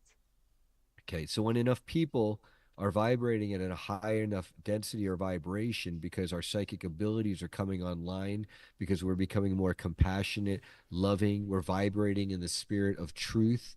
We don't fear truth. Okay, we're no longer embracing the fear programming, and we're in fact calling it out as what it is, and we're revealing it as an apocalypse. That's what it means, the revelation. Okay. Now, when you're vibrating in truth, okay, now how many of us are vibrating in truth, and how many of us still need proof? How many of us are still doing the giggle factor when people are talking about ETs or being telepathic? Okay. And then Right. that's where we're going here. And then as a society, how is that playing out? And then can we handle it today in 2024, 2025, 2026? And then how hard the disclosure, how much disclosure, what portions of the earth can handle it? Maybe people in Sweden can handle ETs better because there's a long history there of ET, exposure with Billy Meyer and the Palladians or whatnot. And so these are all questions of the movement that people like myself really ponder, so that we can take knowing action and not stab around blindly and fruitlessly. Yeah, I definitely agree. And it's hard. I think it's hard at the moment for people to believe that, actual people could do these things. It's hard to conceptualize for a lot of people For a lot who of haven't people. been there. Yeah, but I think it's really hard with the survivors because they have such triggers because they're so, the Oh, PTSD so has to those are be two different just groups. So those are two opposite spectrum groups. okay. The survivors get triggered because they're getting triggered by real memories and torture and trauma that they viscerally recall, if not consciously deep down, and sometimes psychosomatically deep within their bodies. Okay. The other side, that the so-called normies or muggles or asleep people, they get triggered because any talk of this stuff is intruding upon their safe version of reality, where no effing way does the government want to eliminate 9 out of 10 of us, you know, right? So those are Yeah, two yeah. opposite sides of the spectrum with two different trigger mechanisms. Yeah, a lot of people say too, how is it possible to get everybody so on board with it? Because I don't know, I look at it from a different So perspective real too. quick, real Like, quick. They say everyone, again, it's back to, it's not about getting everyone on board, hmm snap, crackle, pop. It's, you've got the leading edge people, you've got the middle people, right. got the trailing people who, no matter what, the UFO will land on their head in the backyard and they're not going to buy it. You don't waste your time with those people. You No, speak broadly, you talk to them all, you're not going to get these people, and you're going to get the top groupings of these people. Okay. And then once you right. win them over, now you're it's no longer the top people, the middle people, and the bottom people. It's the top people, some middle people, and some bottom people. And as the bottom people start to fade to nothing, and that middle group becomes more and more aware, there becomes a dialectical material shift, if you will. And we enter into a new state of paradigm or hmm being or zeitgeist, right? Yeah. Like, I mean, if you said 10 years ago or 20 years ago, oh, people will never have cell phones and embrace that and have computers in their pocket, then I know, there's but no my way. grandparents had a bag car that they could call from. That was always Yeah. confusing to me. I'm like, technology's there. Like they have bag cars that they can make phone calls from their trunk, like it's just like all this stuff that they, seep Right. in and then it becomes the norm, but somehow, And a it happened large, so fast. yeah, they switch Okay. it on, they boom, it's like all up. Right. Like our How city, fast, right? How fast did your city become a smart city? How fast did like this overnight. how Overnight we're fast did, seeing, lights and everything else, like black lights go up and cameras on every, and it was just like, where are we the workers even? Because I mean, they went up so quick. right? And how And fast did it take for the scamdemic to kick in for everyone to get locked down for only 2 weeks, which turned into 2.5 years? oh my gosh, I told my mom, she did not listen to me. I saw it coming. I was in cryptology and steganography and stuff before I saw it Mhm. coming. And I said, you guys, please don't, whatever you do, let's just think this out. Don't lock yourselves down. And that's how this whole thing started. I told her if she didn't listen, I was going down on her street corner with my sister's megaphone that she had. Right. And And they I was since going to then, scream and to her because real, that's how real quick, serious it was. and they've since then admitted Fauci made up the 6 foot distancing rule. Yeah. Oh, I know. I know. It's see how they can control us. But they also Okay. did an Okay. inventory on So then us. wait. So then who needs to hear the other lamestream side when they've already discredited themselves? I don't think that they do. And the thing of it is like my dad and I've like kind of, in conversations I've had, I'm like, it gets defensive because he said, you like, he claims that the work that I was doing in the city, he's like, you're just trying to take everyone down. I was like, what? Because right. Way to take everybody Well, down. They were well, trying to at one time take me out, It's like, you know why your father is saying that. yeah, but he He's cannot wrap gas his mind around it. he's gaslighting you Oh, I to know. protect his safe version of reality. And at a certain point, you get so over it, you get so used to it, your skin gets so thickened that you're immune to it. Yeah. You know, what my dad told me through the medium, through Kara Ingalls, who's very talented, Oh, we know, she Kira. spoke to me at Rebels of Disclosure in Grafton, Illinois earlier this year. What my father told me through her was that towards the end of his life, all this tinfoil hat conspiracy stuff that I've been ranting about all our lives, my life, okay, it was starting to make sense to him. But every time he got too close to the obvious conclusion that I was drawing that, yeah, we're run by like, satanic pedophiles who want to control us, blah, blah, blah, Georgia Guidestones, he shied away from that horrible, terrible conclusion, reality. Okay. And so Yeah. don't take it too hard when the people that we're surrounded by have drunk the Kool-Aid so much for all their lives that they have a hard time breaking out of the programming. Yeah, and I'm not very nice to him when I talk to him either. It's so I think that we need to learn how I need to learn how to because you just get to a point and I had the whole mall chanting. Stop Like I just arguing. never gave it in. But It's like, this is my whole thing. If he got the jabs or whatever, okay, they've oh, I already gotta shown. stop like making peg Right, leg jokes and right. stuff. What's just this? The data has already shown excess mortality, blah blah blah, up 40%, shortened by average of 25 years life expectancy. This is average across the board. This is demographics, okay, numbers. Okay, talk to Edward Dowd of who used to be a BlackRock financial analyst, and read They his really are numbers. everything. Also follow up with certain insurers. Okay, this is We I'm had a not. local doctor who came in. He's like in herd immunity and did all the numbers and like we went through. We were like Yeah, scouring them yeah. daily. So you already know. You already know. Yeah. My So point it's is, just like all the stuff that people don't realize on the back end that when but at a they certain point is at a enact certain, an act of emergency like that, the your father, powers. Nick, your father is part of that bottom percentage. At a Yeah, certain I know. point, love your father. Don't waste his last years arguing with him and getting nowhere. That's my loving advice to you.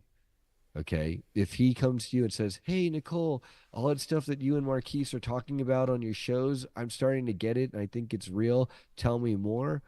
Oh no, There I've you never. go. At the point where he's like, calling you tinfoil hat this, He's conspiracy not even that. in it enough to know that much about it.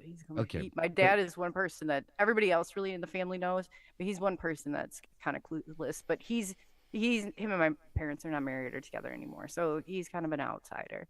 So I don't really take it personal. I think that like when like that's my automatic. I had a spiel of like 25 minutes on how I was going to get into hospitals. I was going to got my son into school. Like there was what people don't realize on the other end of it. People didn't think that wouldn't even tell me where the bathroom was down at the farmers market. And people follow me chanting, like harassing. I had my windows busted out. I had my tire slashed. I mean, You know all what that's called? Do over. you know what that's called? That's called Wetiko.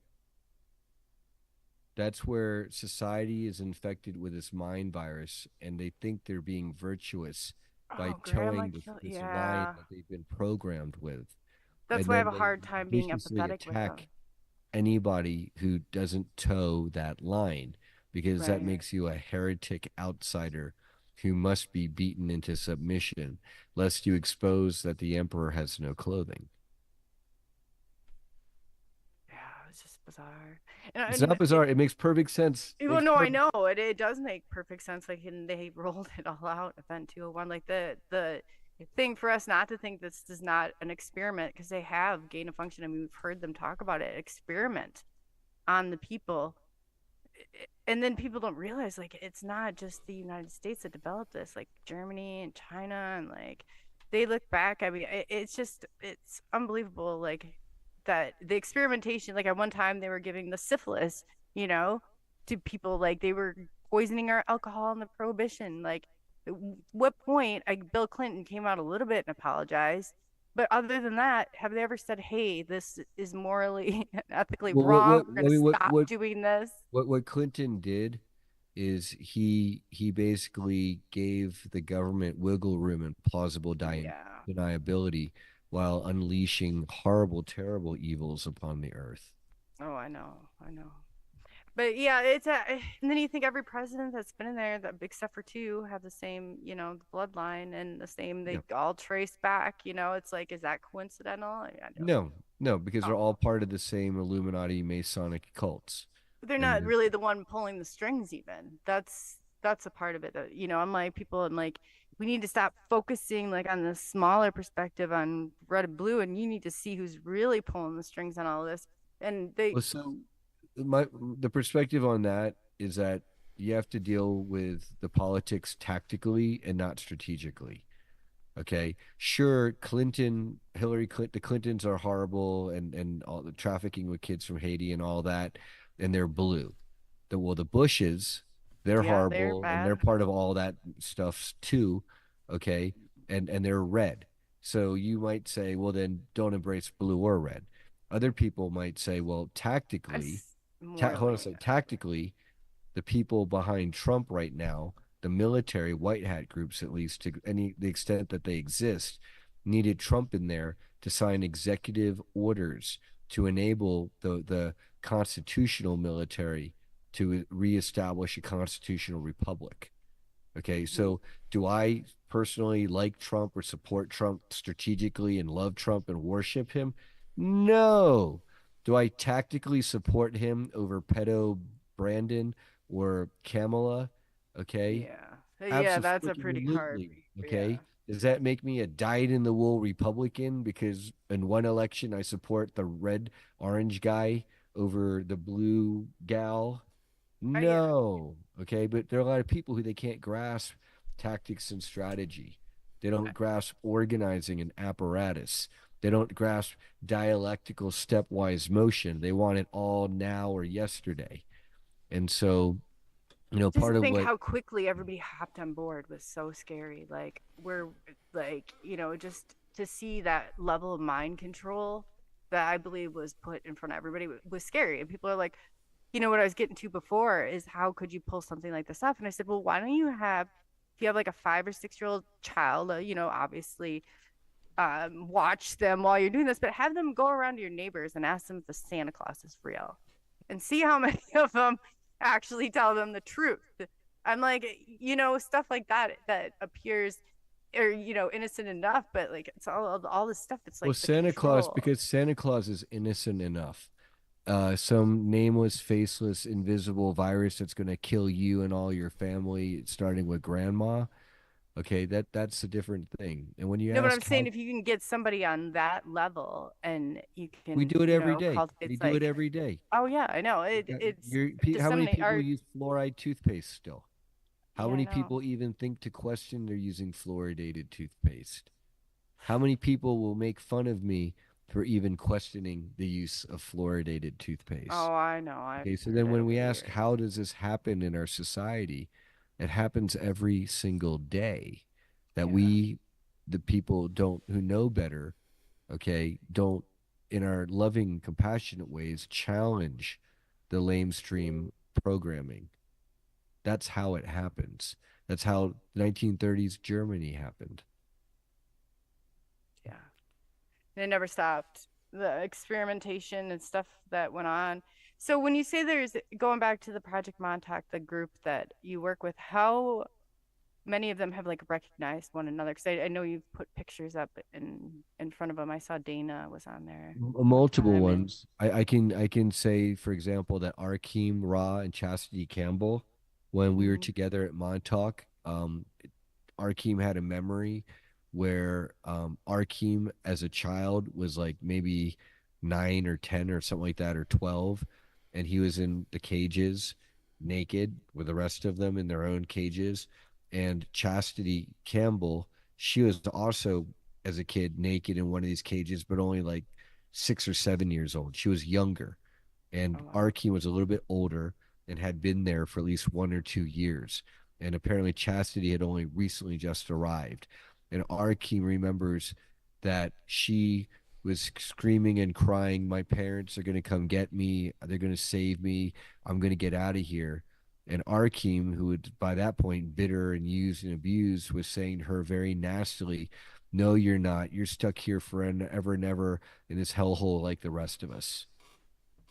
And Arkeem had that memory and he was crying about it and remembering it and resharing that with Chastity and said, "Do you remember that?"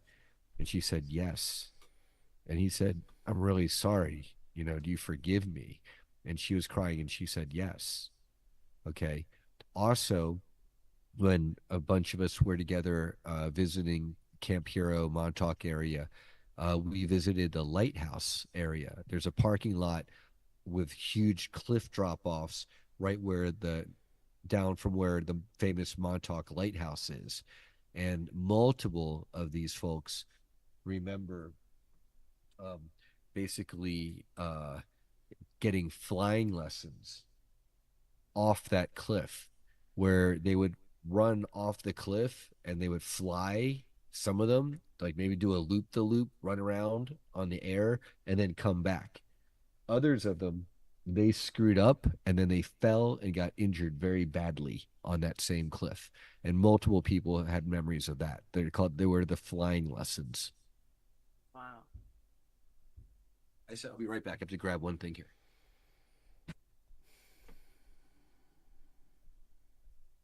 I don't know. It's crazy. So those are two shared memories. Other people have memories together, being more memories of being locked up in the cages under battery I've heard that. 218, or I forget which bunker it was.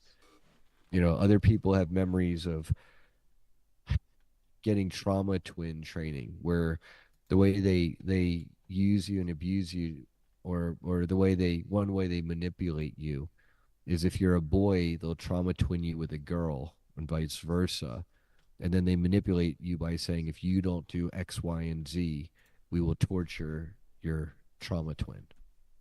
Or conversely, if you go do this mission, open up a portal for us to invade wherever, and harm the timeline, then we'll give you an hour of relaxation and recreation time with your trauma, with your partner. They didn't say trauma twin, but that's what it is in MK Ultra terminology. And they communicate with one another. They're able to get to one another like differently than your normal average person.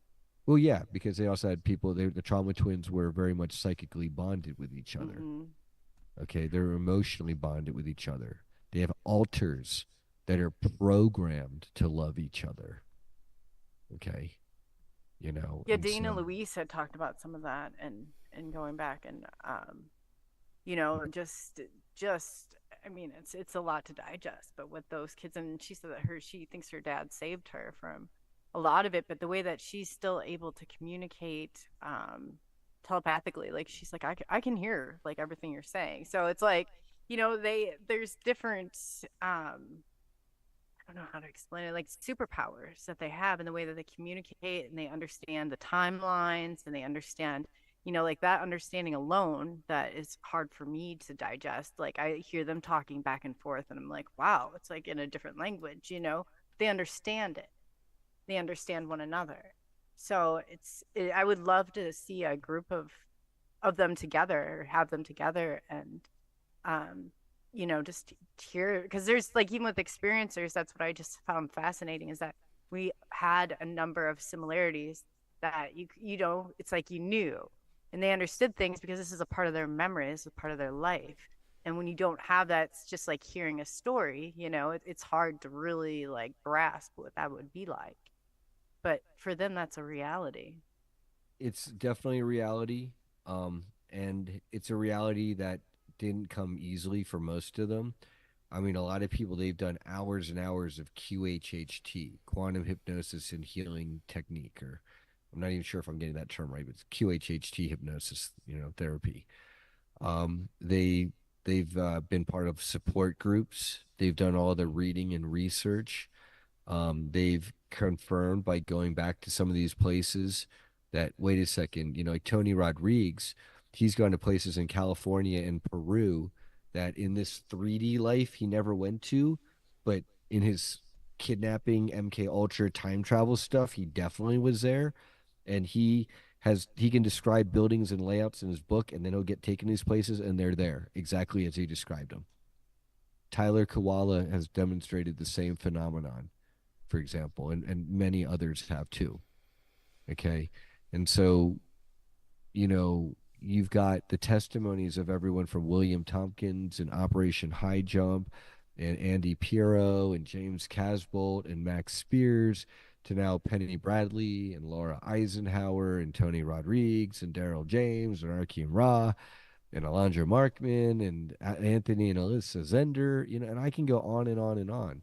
And at a certain point, I'm way past, what the normies think or can comprehend. It's like, no, I know this is real. My job is to make it as clear as possible for people to understand in plain English. Yeah, and now you talking about Daryl James. Somebody else just brought him up too. I should reach out.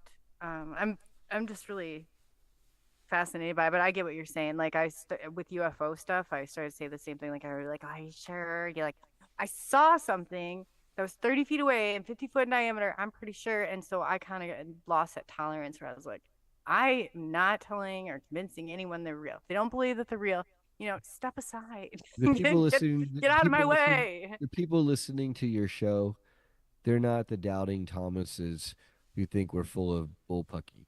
They're not Right. wasting their time because they think it's bullpucky. The people that listen to your show here, they're the people I'm really speaking to in regards to full disclosure now, or whatever you want to call the movement, because they're So how taking the how do you time to believe? listen.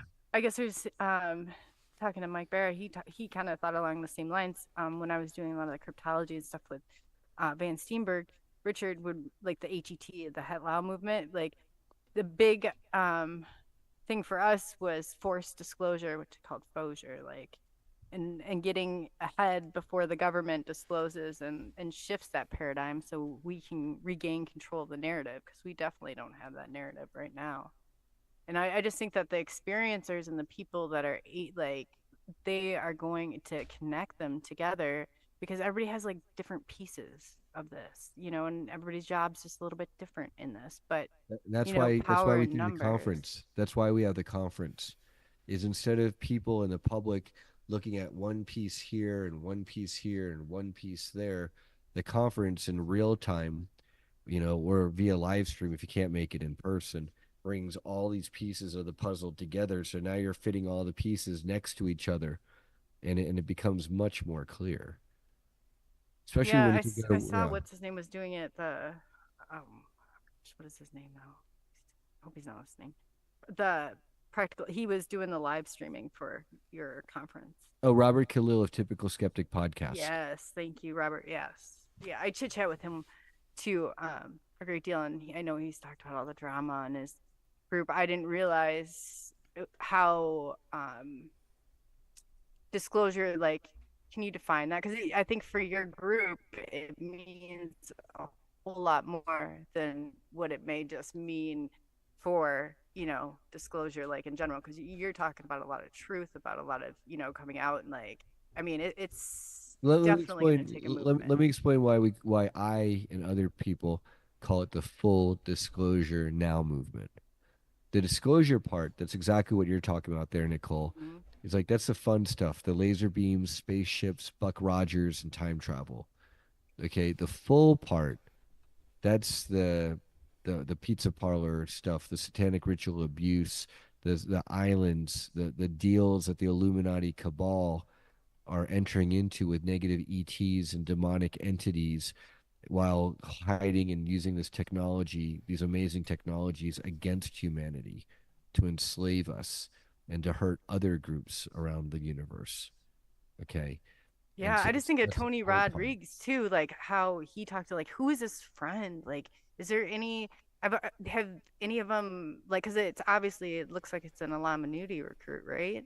Or is that not always how it happens W- for the w- For because how he do you was get recruited by his friend's dad who was an it wasn't for Illuminati, well, remember? first of all, Right? it wasn't a friend's dad.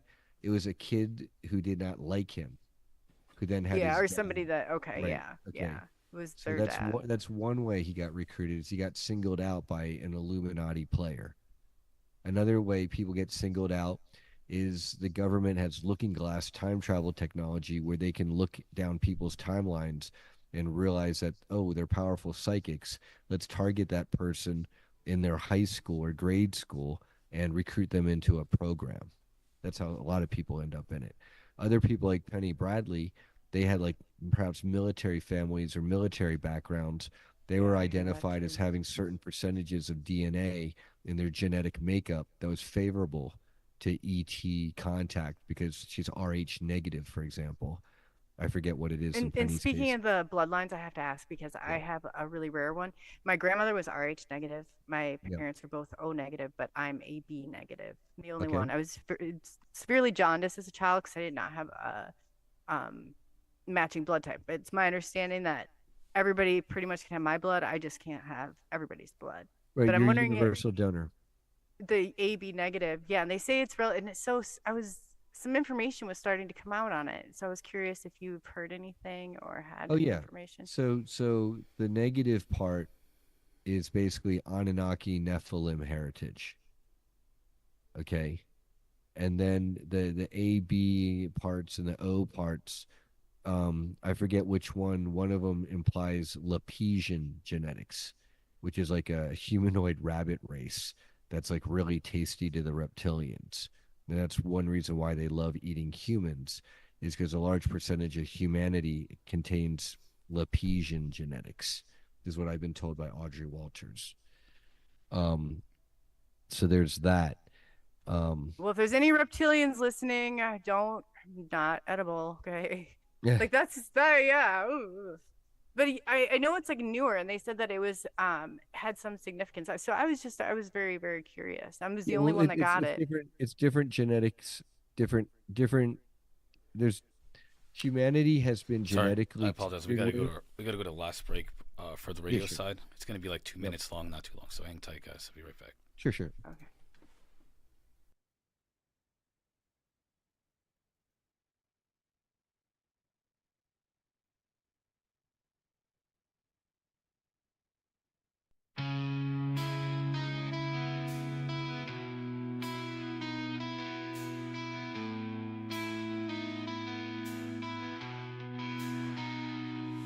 As the night falls and the stars align, Coley Marquis show takes us on a ride through the cosmos, the unknown, where mysteries of the universe are shown. Questions arise, curiosity grows. Are we alone? Only time knows. UFOs, aliens, paranormal sights. Experts share their knowledge under the lights. Did the government recover a crashed UFO? Or alien bodies hidden? Where do they go? Sean Mack's alien agenda. Is it right? Will the truth finally come to light?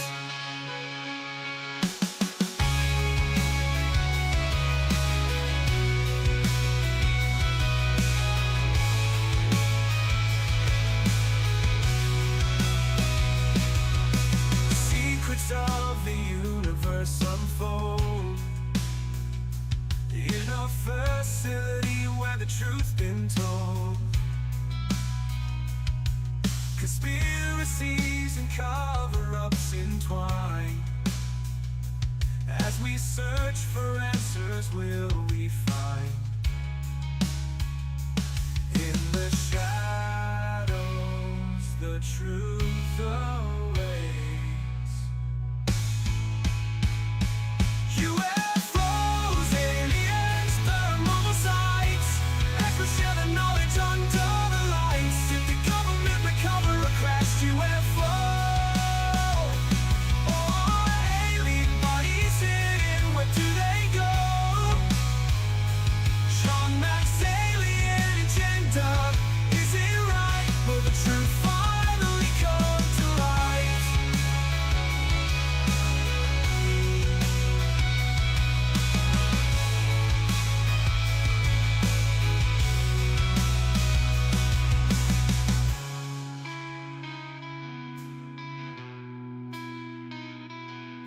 Secrets of the universe unfold in a facility where the truth's been told. Conspiracies and cover-ups entwine. As we search for answers, will we find? In the shadows, the truth awaits. In the shadows, the truth awaits. UFOs, aliens, paranormal sights. Experts share their knowledge under the lights. Did the government recover a crashed UFO? Or alien bodies hidden? Where do they go? Sean Mack's alien agenda. Is it right? Will the truth finally come to light?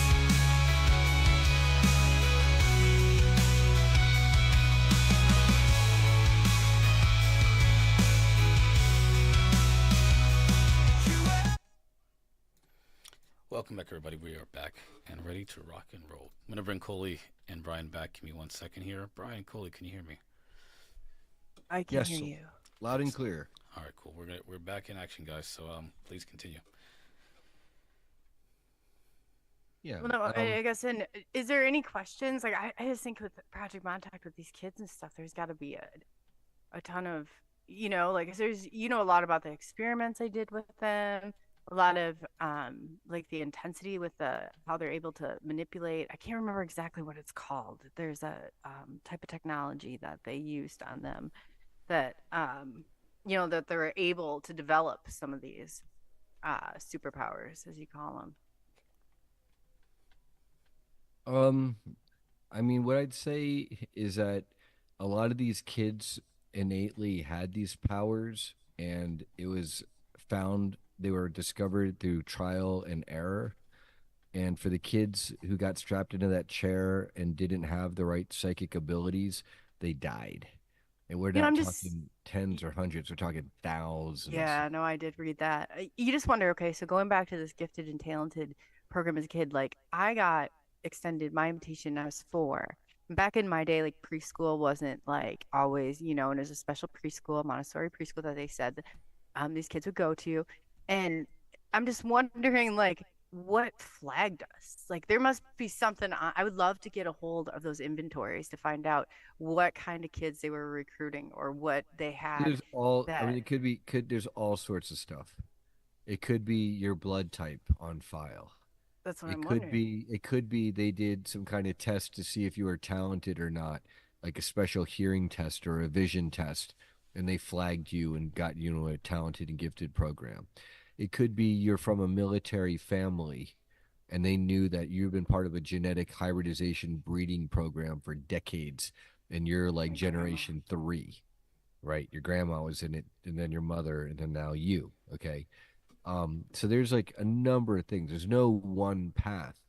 That's something that's important for everyone to understand here. And then the other thing is there's no one way that they exploit one group of people. They're figuring out ways to exploit all of us in so many different ways. Have any of them had any testing that showed like any like oddities, or if they had chipped them, or if they had, you know, done So some anything people, like so people on their implanted? own, yeah, people on their own have shown scans, Hmm. or on their own they've consulted people who can remove etheric implants or do psychic surgery, and those people will say, yeah, you've got this attachment, and maybe they may or may not be able to help remove that attachment. In terms of physical evidence, that definitely is a lot harder. It um with that group, it is. Yes, you're right. it's a lot harder. I mean, and then there's different levels of implants. I mean, there's like the 1950s implants was like, like maybe like a little weird microchip pill. These days, I mean, people are finding implants that like you go to remove it from the body and it crawls away from the forceps that they're trying to use to grab out the thing out the person's arm, and now it's crawling up their shoulder. They do Okay. move. Yeah, I Or had or one there's move. implants where they remove it from the body, and then within 24 hours, whatever they removed melts away to sludge, and is useless to analyze. It's So there's interesting. all sorts of stuff. Yeah, it's There, unbelievable. there, there, there are people in these programs who, because they've come out and talked and they were told not to talk, they were Hmm. literally hit with directed energy weapons, and they have MRI scans of like the inside of their bodies. Some of the organs are like cooked. And the doctor's like, that's weird. I've never seen someone with like intense radiation burns from the inside. Like, how did that happen? Well, it's because they hit someone with a focused directed energy weapon that Yeah. cooked them from the inside out. That's why. Yeah, I talked to a few even experiencers, Eric Mitchell and Christos Rapallo, and they both said that they had to spend like 6 or 8 months in an isolation chamber because they were hit with something that was so crazy and so they're afraid to talk or say certain things, Right. both of them. That's right. And that's a shame. Yeah, So yeah, that is. hopefully they feel empowered enough someday, with the right support network to come out and speak. Yeah, because those are the stories people need to hear about. Like, who the heck zapped them, and why are they having now to spend time in an isolation chamber? It's the deep Like, state military that doesn't want their testimonies to get out, that don't yeah, want the reality, not just of the Montauk Project to get out, but also secret space programs. And then this right. is what hacker Gary McKinnon discovered way back when with the Solar Warden hacks, when Yeah, he oh, was finding yes. lists of extraterrestrial personnel being shuttled between spacecraft. Where's he at now? I believe he's still in the UK. Is he Um, locked? yeah, That's too bad. they never, well, I mean, it's good for him that he never got extradited to the Yeah, US, yeah, which is that's what true. they wanted to do. And at the end of the day, they had to cop a mental illness plea, because if they did bring him to trial, short of assassinating with him, that means they get to do something called discovery. And that's Yes. not something that they wanted to do. And that's probably why they never deported him and tried to prosecute him. Well, yeah, he was the one that first came out, and I was asking a lot about questions about the DMT and about the machine elves that would come forward. Gary McKenna was kind of No, leading those are that. different. That Gary McKinnon is a hacker. Terrence McKenna is Oh, the mushrooms okay, and machine yes. elves. Okay, that's Those are two sorry. I different just guys. got No worries. so yeah, I did not Gary know that Gary for a second, but McKinnon yeah. is a hacker who lives in the UK and is still alive. I don't know why I thought they were Terrence the same. McKenna was a psilocybin DMT, That's what I was wondering because pioneer. I was like, how does that make any sense? But I didn't know if that would be a reason. But That's why, thank you yeah, for Gary clarifying that. McKinnon versus Terrence McKenna is why. That's yeah, that's some fascinating. So why did he hack? I mean, what was he looking for in his hack? Did you know that He was MUFON CMS system went down? Are you aware of all that? no, but I wouldn't be surprised. I there's a lot of people in MUFON and who are part of MUFON that I love and like. They're my friends, great. Do I myself like MUFON as an organization? No, because I feel that it's since been infiltrated. It's very Oh limited yeah. hangout. A lot of the brightest lights, for some reason, over the years have gotten snuffed out prematurely, is my understanding. Oh yeah. And then the line that they want more scientific evidence, more scientific evidence. Again, I put them in they don't won't understand UFOs and ETs exist for real, Well, they're even part if of one lands on AARO them. now and back to the DOD. But going back, what happened was, and Tom Whitmore, who was like on the board, we found one document that we were able to show that it was they were exiting out to the AATIP and had been through NIDS and through the AAWSAP and all that stuff. So they were at that time, I believe Tom Long's group was getting the back end of MUFON and they had like readjusted the reporting system from Bigelow to NASA, and then you see like all these different players step up. So it's just like their deception and who's involved. It's like, oh God, Well, it's it's a insanity. compromised limited hangout, Yeah, I believe would yeah, be the definitely. clinical term. It's limited hangout because it started out with good intentions with a good mission and has since been captured covertly. Okay, Okay. but check this out with MUFON. So February 17th, their CMS system went down for 3 months. They said there was a hacker involved. That's what they said in the beginning. The FBI Supposedly. came through, supposedly, allegedly. Yeah. Um, so that's what they told them. But then the Secret Service comes in too in this time frame. And the directors, like when I talked to my sources or whatever who are directly in MUFON, said, "Hey, we don't know what's going on here. They're not giving us an explanation other than." And it's been 3 months, our whole system, and not any reporting or anything. Like they had nothing, and he's like, there's like three people working in the office now. What are the Secret Service doing here? And he said they're so disconnected. Like we were trying to locate a director and like they didn't have the information. He's like, you gotta understand, this is all volunteer. People are showing up, and now this new guy McDonald, they're saying that he's got government contracts, so they lost a lot of people with MUFON, lost a lot of them. And so I then they said, um, gosh, it would have been I don't know how much later. Then their system crashes again for a certain amount of days, not as many. But to ask MUFON what they think they're wiping files, like or wiping something off of there. They don't want people to Yeah, see or that, know, of or course. for whatever Right. reason. What wipe the files and keep it as a dysfunctional apparatus so that it's useless to everybody and people eventually get exhausted by having such a lame useless avenue that they throw their hands up in the air and they say forget about it. Yeah, it's crazy because those guys, I mean, they put in a lot of time. That's their, they're volunteer. They think that they're doing, things, and it's like, I remember asking one of my buddies, I was like, so how does it feel to work as a government? He's like, well, I guess we're a government. They were even told that part of the ARO.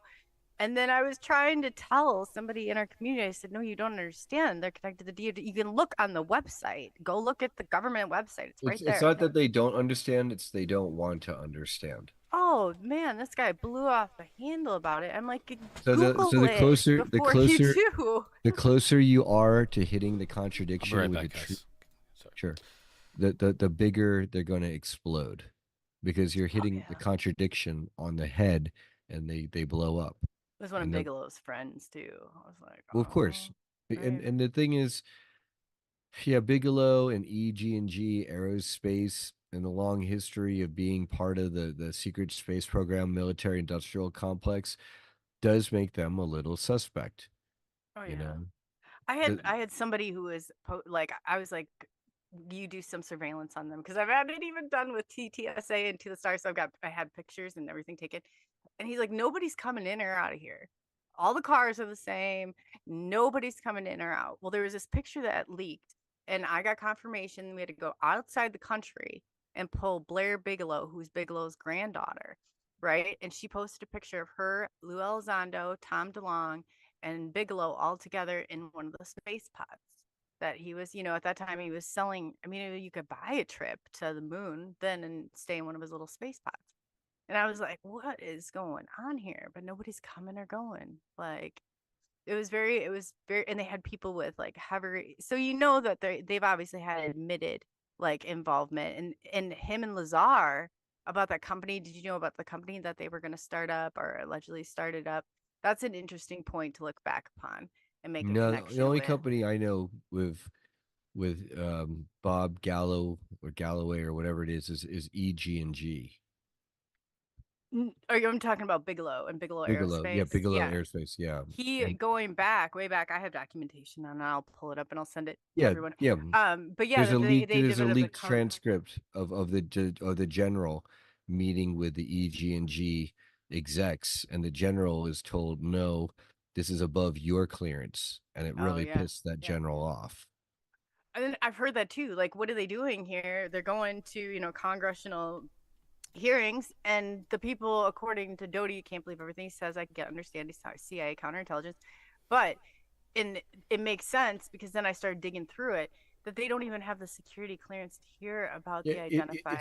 it's really simple. The secret space programs are way above congressional Yeah, standard U.S. military levels of clearance. It's cosmic level clearance. why don't they come Yeah. out and say that so people understand that there's not going to be really Because anything that because comes from this? They don't have Nicole, the the reason clearance. why this is the number one biggest kept secret.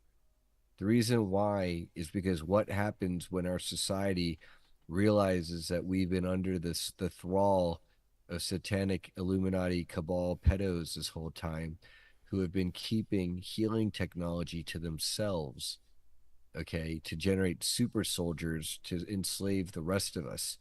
They've been keeping clean energy technology to themselves to power their secret space programs and their breakaway colonies, okay, while making us, chug oil and, try to rely on alternative solutions like solar and windmills, okay?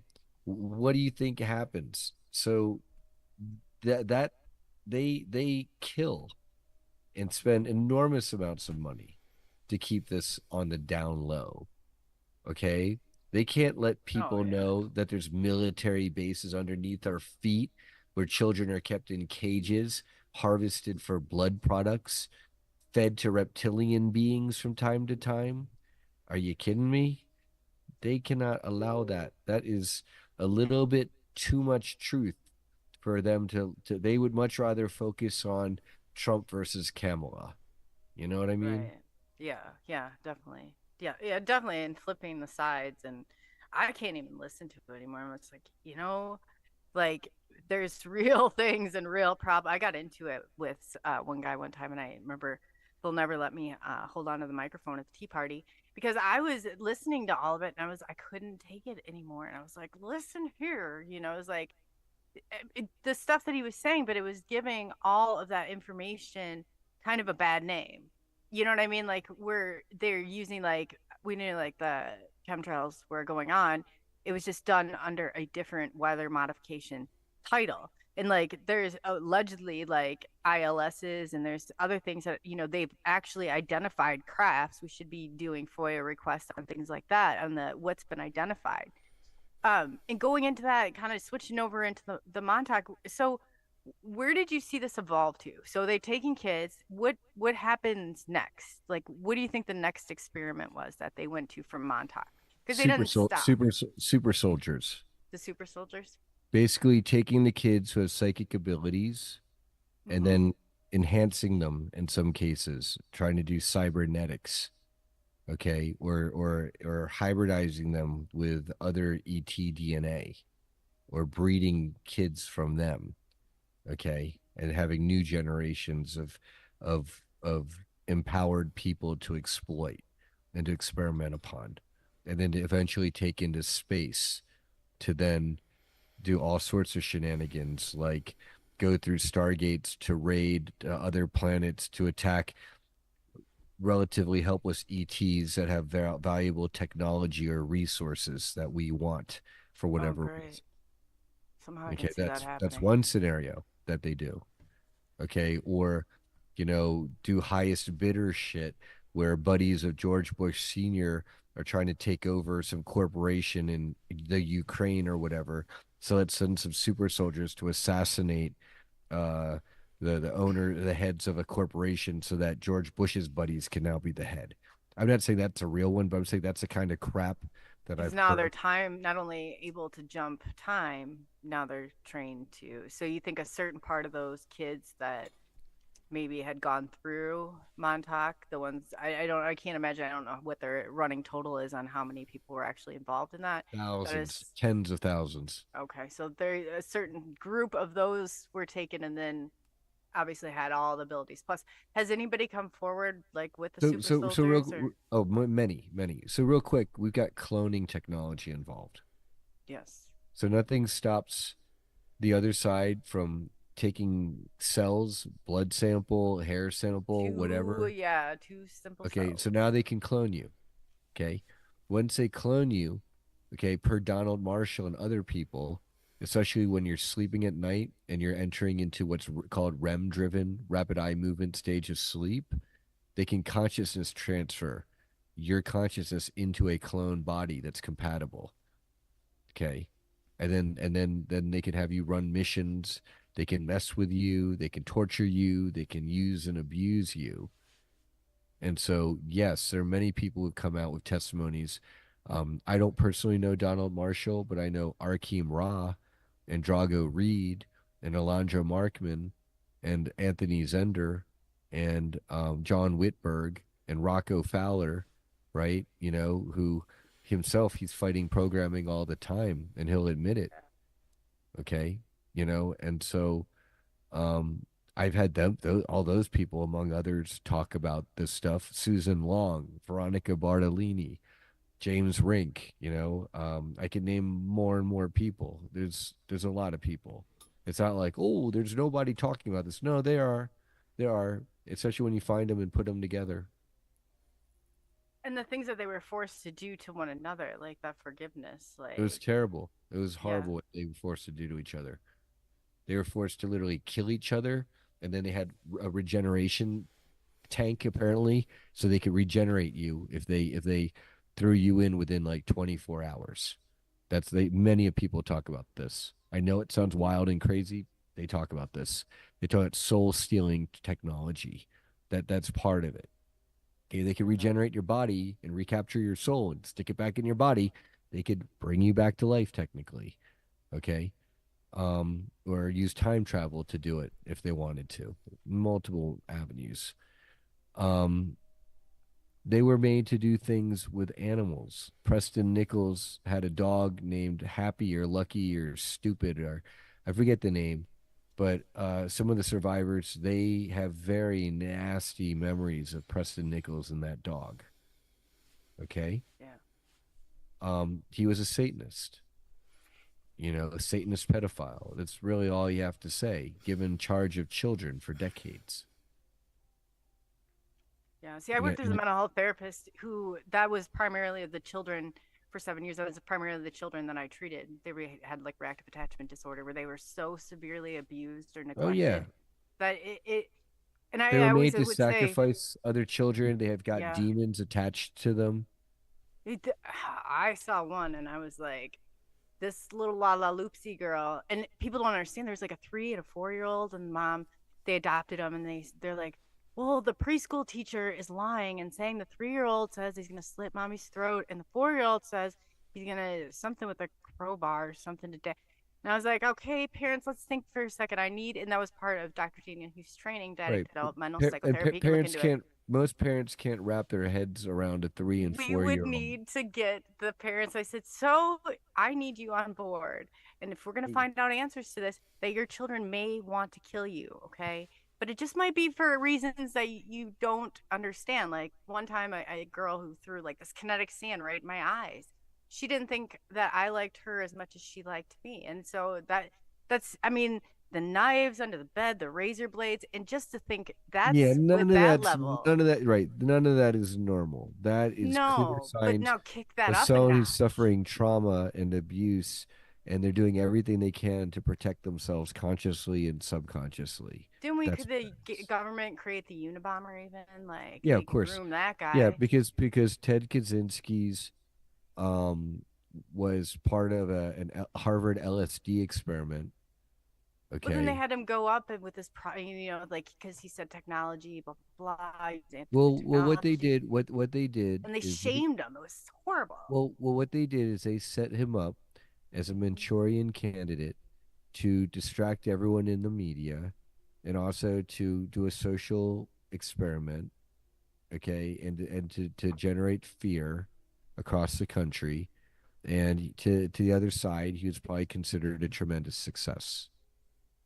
Yeah, and that's so true. Like Ted Bundy, he's got bloodline like things. I mean, he can go into all these people, and like I don't know if you've ever seen the series Hunted or Hunters, where it's about like the Nazi hunters or whatever. But they're I to me that if you get a chance to watch that series, it lays it right out there for you. Yeah, it does and it doesn't. But yeah, especially the plot twist where De Niro's character or whatever is Mm-hmm. really one of them and blah blah blah. Yeah, That yeah. yeah, no, that a lot of this stuff lays it out. Not Utopia. just him, other people that were Yeah, involved. And here you thought, and they took on new identities. And the Vatican itself had people going through an Operation Paperclip and giving them new identities. And the premise is like you get to the ultra Zionists and the Nazis, and they're one and the same. of And course, that's because it's like at the end of the day, they're Khazarian mafia. They're and that's hard. Sabbatine And I Frankists. thought, you know what though? That's a way to obtain wealth. Why would they want to? That's what this is all about is obtaining wealth. If you sacrificed your tribe What wealth and for power, wealth and power, mhm, and then all sorts of spiritual perversion. So some yeah, people they do it for the wealth, some people do it for the power, some people do it for the sex, some people do it for the black magic power and ritual. Some people do it for the fame. Some people do it because they got trapped into it and they don't like it and they want out and it's too bad for them. That's the listen, Britney Spears and the Justin Biebers of the world. yeah. The Disney kids. Oh God, that's horrific. Right. And then there's the bloodline kids who are born into it. And it Okay. is too. People don't understand that this is genetic. Within these kids, I look to their biological parents, and once this is done, you can't undo it. Like I mean, if you did, there's always going to be like something. They're just not. Are you talking about the rolling up your sleeve thing? No, I'm saying like with the kids, like once those kids have been traumatized to Oh, that point, traumatized. Yeah. yeah, Yeah. No, like once it's they've gone terrible. to that point, you can't. It's nothing you can undo. It's like it's years and years and years to teach them how to just like not maybe Mm. like act upon So their so urges you or were instincts. you were asking what it's like to be an organizer with the experiencer community. Yeah, I just think it It's would be really having hard. it's having an understanding as an advocate, okay, that first there's the people who the vast majority, 99% of them have had their memories wiped of traumatic memories and even some cool memories. Some of them have great memories of interacting with cool ETs or flying a spaceship, and they hold on to that. That's a cool memory, despite all the bad stuff that happened to them. Okay, so now you're dealing with of those people of everyone who's had their memories wiped. You've got a certain cohort who, for whatever reason, through whatever methodology, they're recovering some of their memories. Now, of the people recovering their memories, the vast majority of the people recovering their memories, they're fragmented memories. They're Yeah, dealing with screen memories. They're dealing with bits and pieces of memories mixed in together. which Okay. reminds me of ET. Yeah, the Right. fractal, like yeah, And then of all those people, there's a certain amount where now they've done enough work in recovery, talked to other people, done research, where they're now getting enough memories that they're beginning to get coherent narratives of what happened to them, or at least certain missions that they've run or programs that they were part of. Okay.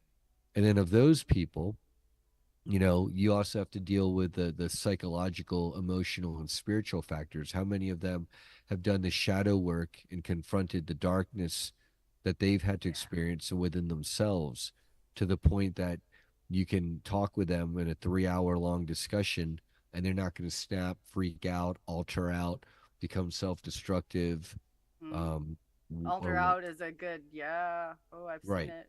And then so my job and everyone's job as advocates is to have the patience with everybody in this community and realize, well, shit, if someone's altering out on me after we just brought up how they were raped by Preston Nichols' dog, okay, for 5 years at Montauk underground, you got to have some compassion for them when they alter out, call you a CIA handler who's milking them from information or whatever. You take it with a grain of salt and you kind of grow a thick skin, if you're Mm. going to be effective, right? So some Whether of the people get angry, like so to speak, with you, and very, then they oh like, oh my yeah, because God, that's normal. That would be a normal triggered response. sure. And And if I've they, seen it, but yeah, oh gosh, some of the stuff, they were the most brilliant, the ones I dealt with, the most brilliant kids. But there was always a certain percentage we knew would be serial killers. There's always a certain well, percentage. because they literally, many of them have alters who are programmed serial killers and assassins. Mark Yes. Demizio talks about having an assassin alter named Hans. Hmm. Other people, I forget, another person had an alter named Jimmy. There are women who have alters who are sex kitten killers. Yeah, it's crazy when the alter. Oh gosh, the borderline person. It just like that was a whole different spectrum.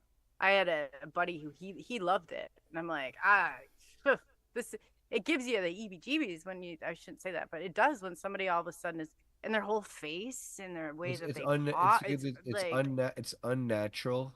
It's oh not wow. healthy. A lot of those people, in addition to being dissociative identity disordered, Mm-hmm. they're also soul fractured. Okay, and So it's how do you get that person back to being, what does Dana say, integrated, whole? reintegrated. And So, see, that's kind of what we were doing. But then I thought, hey, is this the right thing to do? Because there's a certain amount of damage to society that can be done. well, So, it's you go at the pace that the person's higher self and you and them together deem healthy. Okay. And sometimes there's a lot of two steps forward or one step forward, two steps backwards. Other times people, they're ready to get these memories back. They need to get the memories back, and they have to go wade through nasty dark emotions to recover these memories, and it's okay. That's part of alchemizing and transmuting the darkness into light, is processing and getting a perspective on these terrible things, and you know taking what wisdom and goodness we can from these yeah, horrible it's things. really a split. Like you see, and I've seen others that I've been following and watching, and then one will get mad at the other one, and then they're, it's just the turn that can happen. But at that moment that they're probably experiencing, it's obviously a trauma recall. So I Well, just wonder there's because that. There's that. There's also people who are in the movement where they're in it for the wrong reasons, and so mm-hmm. they'll react when their agenda isn't being followed. Okay, Yes. just Yeah. because So someone's how do you navigate through all that? Because I'm telling you, with kids, it was like, I mean, it was exhausting I because they're can tell you how good. I can tell you how to navigate through that pretty simply. How would you It's navigate through that? it's you first get agreement with a common goal. Okay. In this case, when you're dealing with survivors, the common goals tend to be their healing Mm-hmm. and remembering things, the truth, getting past the lies. Oh gosh, Okay. I know. And then when you have agreement on a common goal, now you have a standard by which you can measure are our actions at any given time consistent with that goal or not? If someone's going to Okay. backtrack, alter out, threaten to kill me, and commit Yeah, suicide, that's what I mean. okay, Yeah, like and we've seen it you happen, cannot kill me. right? We had like 5 rules. You cannot Sure, harm or hurt us. Like that was right, one. sure, But because that's okay, where they would go. right, They and would that want to is go right there. right. So you hold that up to them. You say, "Hey, I'm talking to you as a Mhm. friend who wants to help you heal and remember, uncover the truth, and have disclosure. You freaking out and threatening to axe murder me is not consistent with that goal, right?" Oh, It I becomes know. And really when you clear. talk to him, it's like logically, but you knew. It's like even therapy. I had this little 3-year-old, and he took that stuffed animal, and the mom, adoptive Well, mom, you're you dealing just with a see. 3-year-old. At that point, you're dealing with a 3-year-old, and that's No, different. he wanted to take my throat, and he was trying to shut off my Oh airway. yeah, yeah, And yeah. the mom had never seen that come out in him. And then when he Right, left, he's like, "Bye, McCole. I'll see you next week." right. And I'm He like, altered out. He altered the out. mom's like, "What was Yeah, that?" of It was course. like, yeah, Because the parents have no idea how their 3-year-old how that could happen. yeah. And then most parents aren't going to understand time control. I mean, time travel and consciousness stealing. No, it got amusing for us because we knew like the new parents that would come in. We knew what was coming down the road, and it was kind of like you're just waiting for those moments for them to see that. And when they do, it's like, man, is this? I saw one girl screaming like she was gonna climb up the wall backwards. I'd never heard anything like this before, and the stuff that she was saying was so sophisticated. Like it was like something you'd hear a 20-something-year-old, and this is Right. So a 10-year-old. she could have been in the programs. She could have been a victim of satanic abuse. Yeah, some of them were. Yeah, I don't Any can't say they were in a program, but I can like from the state documents we got, we saw the severity, and they were severe enough to move out of their area. The abuse was so that's pretty. It's pretty yeah, significant. there's a lot of common patterns. It depends on who the targeting is coming from. Are we dealing with a localized satanic cult network? Or are we dealing with a secret space program? Are we dealing with both? Okay, so in the Yeah. case of Fiona Barnett, she was part of probably both. A lot of these kids who are now grown up, they were part of both. Yeah, that makes sense. That does make sense. I can see how, and they, I mean, do their best, and it's either they victimize, either they're gonna trigger it, or they're gonna. I mean, the damage is real, The and damage is real. Most people, the vast majority, especially the people that we speak to, they mm-hmm. want healing, right? They want It'll to be get nice when past they can this. get past that to a point where they're able to come out and talk about this like together. You know what I Well, mean? that Like I that's who would our love that's to. who my presenters are. Oh, they're okay. That's literally who they are. That's the presenters. Alondra So, Markman and Arkeem Ra were on stage together oh, very discussing, cool. their Montauk experiences that they survived together. Wow, do you still have video of that? I would love to see that. Oh yeah, yeah. I'll share with you and Marquise the complimentary access code to the recorded live stream. And then for all Okay. your viewers, if you'd like to support the cause and help me offset a lot of the losses I took on this first event, which was still amazing and totally worth it, please go to fulldisclosuremovement.org and purchase the live stream pass for the whopping $55 for 4 days and nights of presentations on the main stage. And we're also going to make the second stage available as well. All those presentations coming up, those Wow. recordings. And then if Yeah, that's $55 is a hardship, feel free to reach out to me directly and I'll offer you a discounted pass. that's pretty amazing. Yeah, there's a lot of good people on that list. A lot of good Oh, they're people. amazing.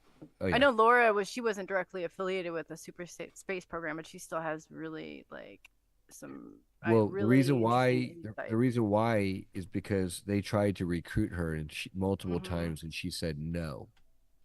Yes, She yeah, she knew some way or somehow that if she joined them with one of their supposedly awesome programs, which she could see through, then hmm she would be diverted from her mission of exposing the truth of what happened during the Eisenhower presidency and yes, how a lot of the Greada Treaty was signed behind her great grandfather's back. Yes, yes. I think yeah, and to Val Thor. Laura says like just a really her impact on things has been great, but she does talk about how the first one to talk about the gifted child program and going through, and that's I was like that was I think she's probably one of the first people that I heard it from. And then in my life, I started looking back, and I was like, "Whoa, Oh, that's multiple people. weird. Arkeem Whoa, Ra, this yeah, is weird." Arkeem Ra remembers being in a talented gifted program, and then years later talking to other kids in the program and basically saying, "Yeah, I was part of your program," and them all laughing at him and saying, "No, dude, no, you weren't part of our talented and gifted group."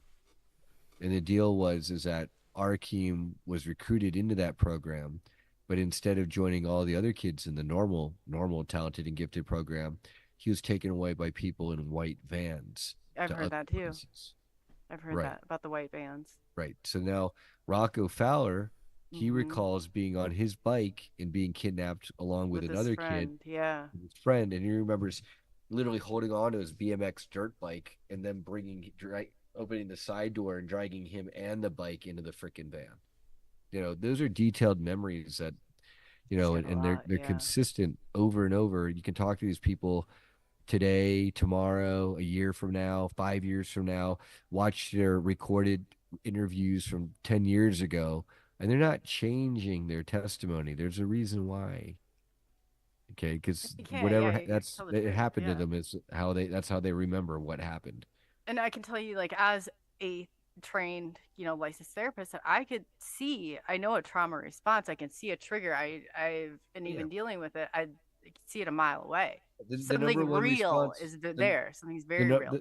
the number one most obvious response you've probably seen Thing. when dealing with people with trauma is that all of a sudden they flip and they revert to a very young, Oh angry, yeah, yeah. usually angry childlike state. Oh yes, oh yeah. Or Oh or my they god. go into a baby-like childlike state like Britney Spears will do. That my clients used to do the very same thing, and through therapy we'd have to regress them through those years. So come in, and I had like a 4-year old, and she was like, when she'd go back, and we'd just be in therapy, and this would naturally occur, and then she was like sucking on my thumb, and everybody's like, I Right. don't know, And like, that was because when that person was originally hurt was at that yeah, age. yeah, yeah. And so when And you they have to have they regress faster, but then right, her mom's like, she ran out, she's like a 3-year old now, running out in front of the traffic, and right. this and this. So I mean, you when I saw that, nobody could have told me about that, and I'd been like, So oh, have you heard of family system therapy? yeah, yes, that's the Okay. type of, Right. yes. So now you're working with them to heal the trauma that was unhealed in the little girl or boy or It's whoever all based on inside of them. attachment theory, like what I was trying to do, and off brain based therapy, like what we're actually doing, like when we're massaging somebody's hand, deep massage, that's releasing the oxytocin in the brain. Or getting in a back and forth conversation is the serotonin, and engaging someone is a dopamine. So we get them in, and then we join in what we called an intersubjective experience, and that's where I'm going to come in with no emotion, and I'm going to give you a different response, which is going to change that brain mapping in you. Right. But you always go to the parent. The parents always in therapy first. If we don't have the adoptive parent, and the behaviors that you're seeing are going to mirror the other, and it's always a two-part. It's just not that kid. It's not that kid. You got a Right. family Yeah, bloodline of this. family. Right. Yeah. They're part of the family. Yeah. And even the adopted ones, and they've you know adopted wounded birds, not knowing what they're getting themselves into, and have now, like, I had a poor lady who had, I shouldn't say poor lady, but either her kids were a challenge, like 7 of them. She's Mormon. I said, what were you thinking? You did 1 or 2 you might be able to handle, but you're not gonna outsmart all these kids. They got one like way ahead on you. But she took it on. I thought, oh, There's great need in luck the to you. world, and so a Yeah. lot of people are taking on more than we can chew because no one else is stepping up. Well, I just saw what it really did to those kids, especially through all having them cover their faces and stuff like that.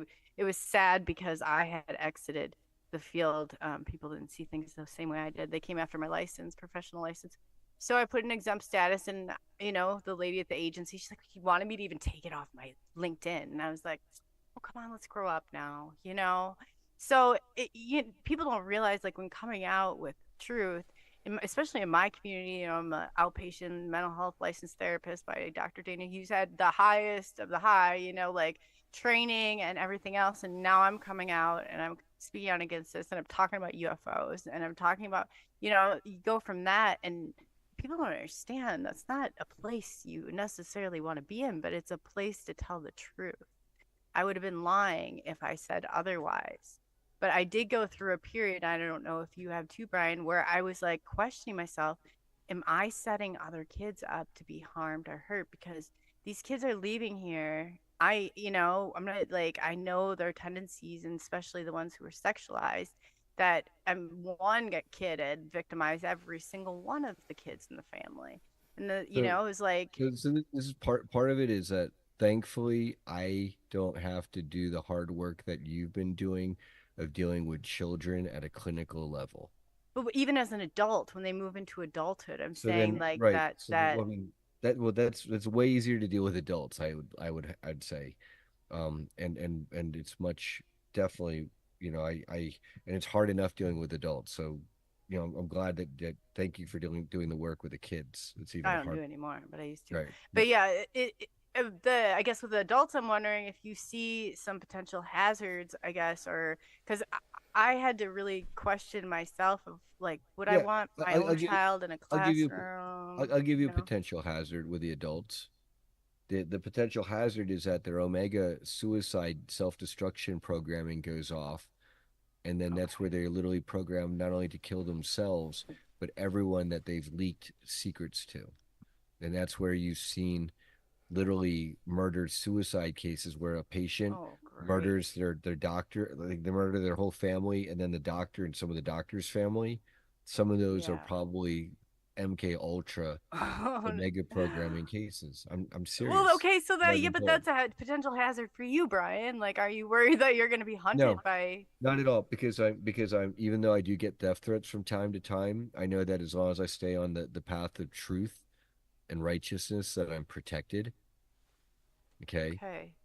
I know that um even if I didn't feel that I had protection, I'd be on this path anyway, because this path transcends any life, any given one human life. And so to me, there's no fear or hesitancy. I'm beyond that, and then once my dad got killed from this garbage, you know, I mean, like I was already on fire before then, you Very know. personal. Yeah. And then with a child, my firstborn child on the way, now I've got even more skin in the game, if you will. Yeah. Okay. And Yeah, so because when it comes to your children, oh, nothing's even to stopping my me. child, yeah, Nothing is yeah, stopping me. Nobody, nothing stopping me. uh-uh, Right. definitely not. I wish more parents were like that, because there was a lot of, I had so many times parents be like, "We're just behind you," and it's just me, and I'm like, you know what? If I'm one person, and that's what it takes, then so be it. But people don't realize that when you do that, you're sacrificing stuff, and that they do attack you. There's been, like, oh my god, some of the things that have happened have just been unbelievable. I'm I don't. past caring. I'm past caring, Yeah. honestly. No, but I'm saying that the outsiders, that they understand that this comes along with it. There's a sacrifice. There's a big sacrifice. Of course, the And sacrifice. to your life, to your credibility, to who you are as a professional in the community. You don't have that when you go back. Not in Well, the same way. let's put it this way. This is what I found.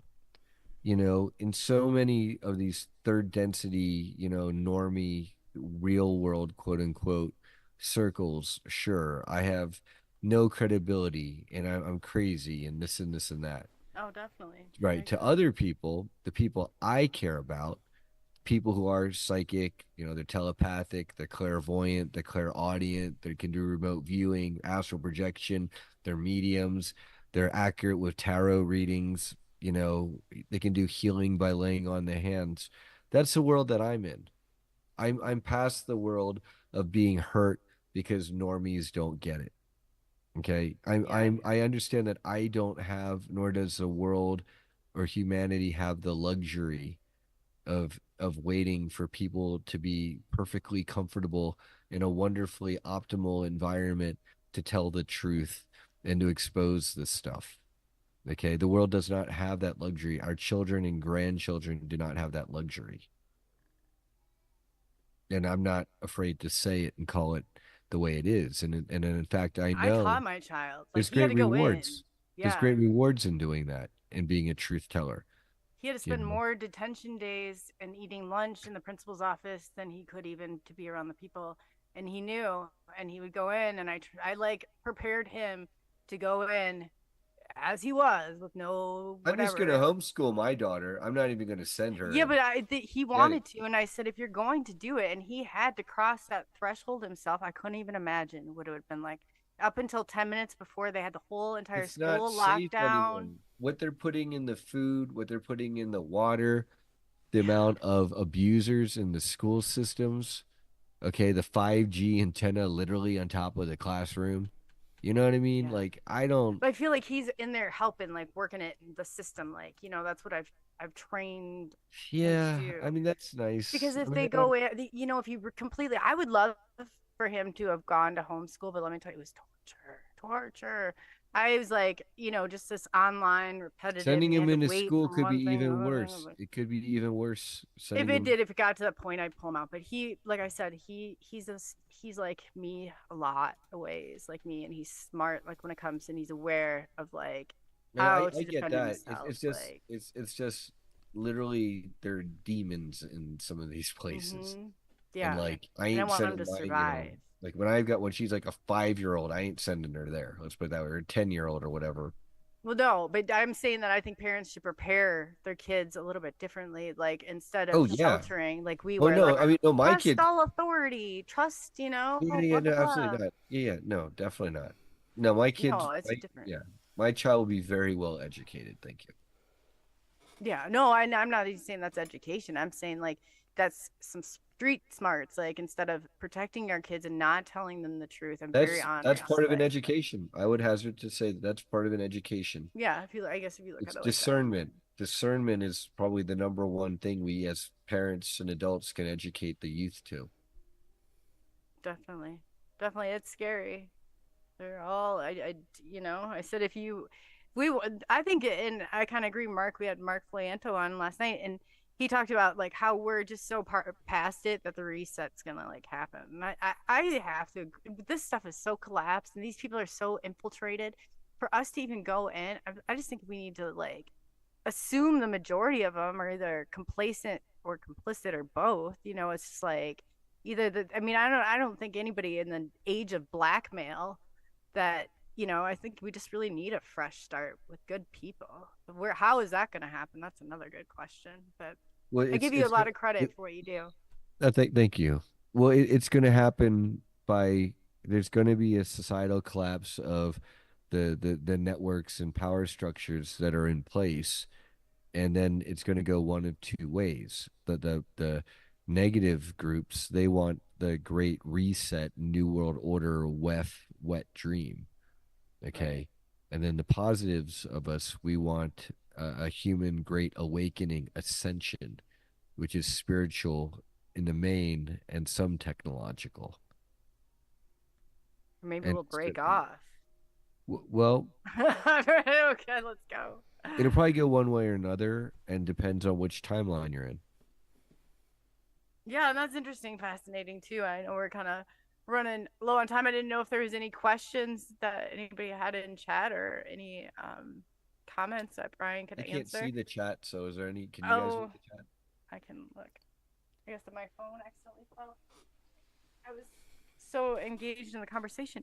It really is fascinating. I think that there's a lot that hasn't come out yet on this, and it's a taboo topic. It's hard for people to talk about the sexual abuse aspects. It's hard for people to like, especially survivors coming out, and I guess we always looked at it, always an element of shame or blame or however they program you to Well, um, there's a lot take of that. on accountability when They have a lot of that, a lot of survivor's guilt.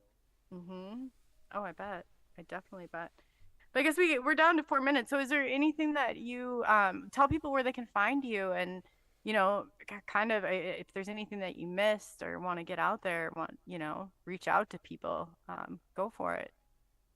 Um, Please find me on Facebook, Brian Tseng, Tseng is my last name, Brian with an I.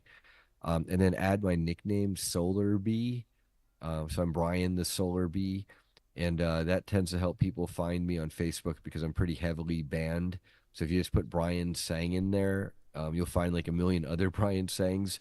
Even if you and I already have like 50 mutual friends, that's like the algorithms and shadow banning, if you will. Please send me a message as in addition to a friend request, letting me know where you found me and perhaps how you'd like to get involved with the full disclosure movement. Maybe you'd like to donate money. Maybe you'd like to volunteer time. Maybe you'd like to interview one of my presenters on your own show.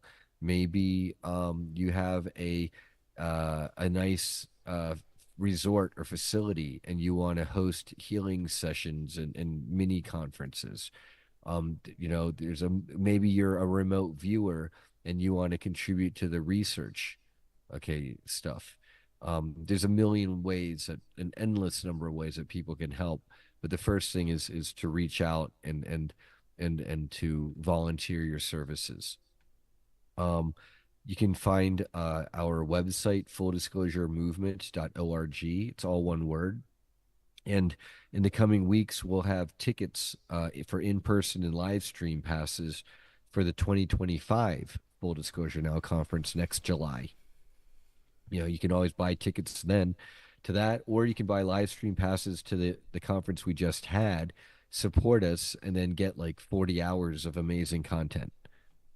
So where are you going to be holding the location? Where is the The physical Serrata Beach location? Resort, once again, at where we held it this July, we're going to hold it the same resort, right there at St. Pete Beach, which is west outside of Tampa on the Gulf Coast side of Florida.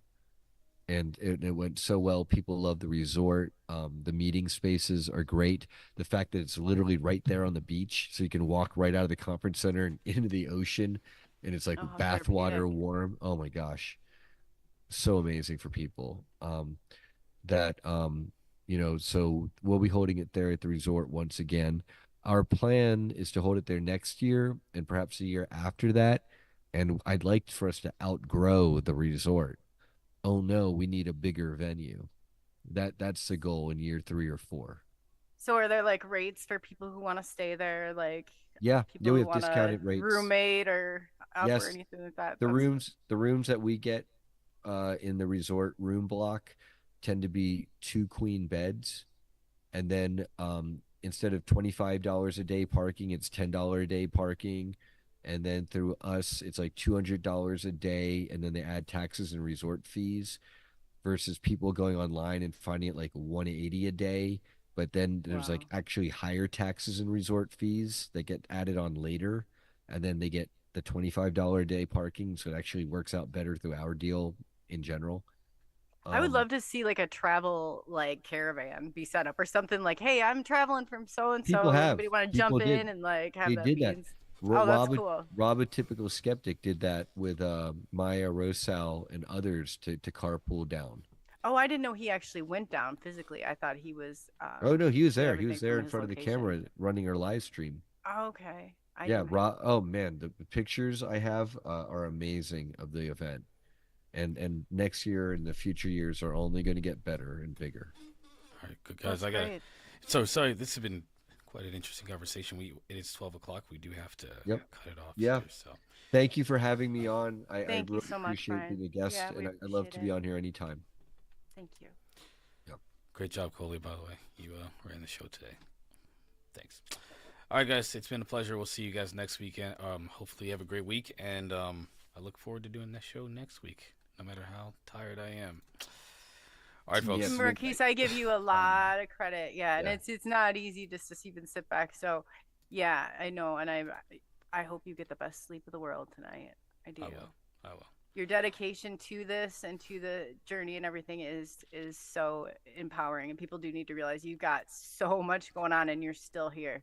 You're still here, so I thank you for that. I think Brian and other people were saying in the chat, this is a two-person show, and either one of us can do this, and you did a great job today. So You know, we both work together. I can take a back seat sometimes. So cool beans. All right. Yeah. And plus, I think great. I think the conversation went better whenever you took over anyway. So it was good. It was good. All right, guys. I'm gonna get out of here and go to sleep. And you guys have a great night. And again, we'll talk again soon. All right, everyone. Sounds good. Thank you. Good night. Thanks. Peace.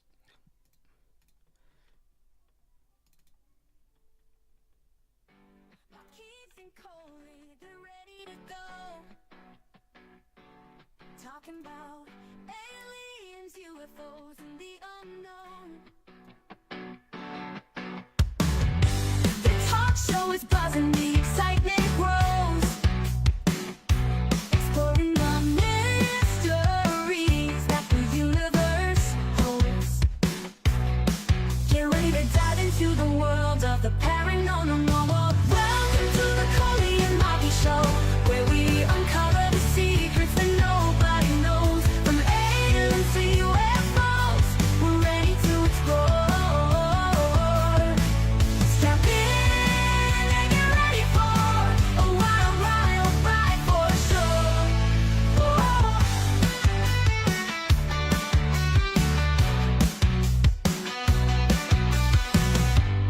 Fearless and bold, not afraid to ask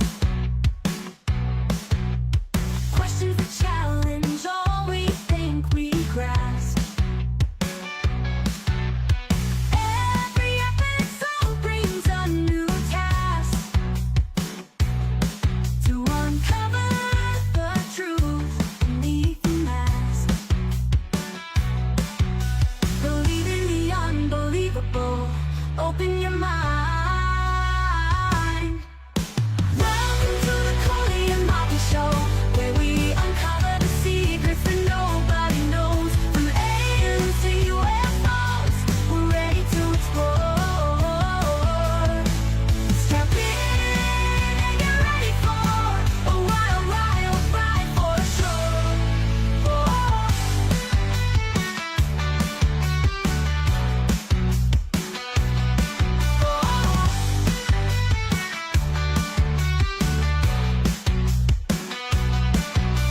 Welcome to the Coley and Marky Show, where we uncover the secrets that nobody knows. From aliens to UFOs, we're ready to explore. Strap in.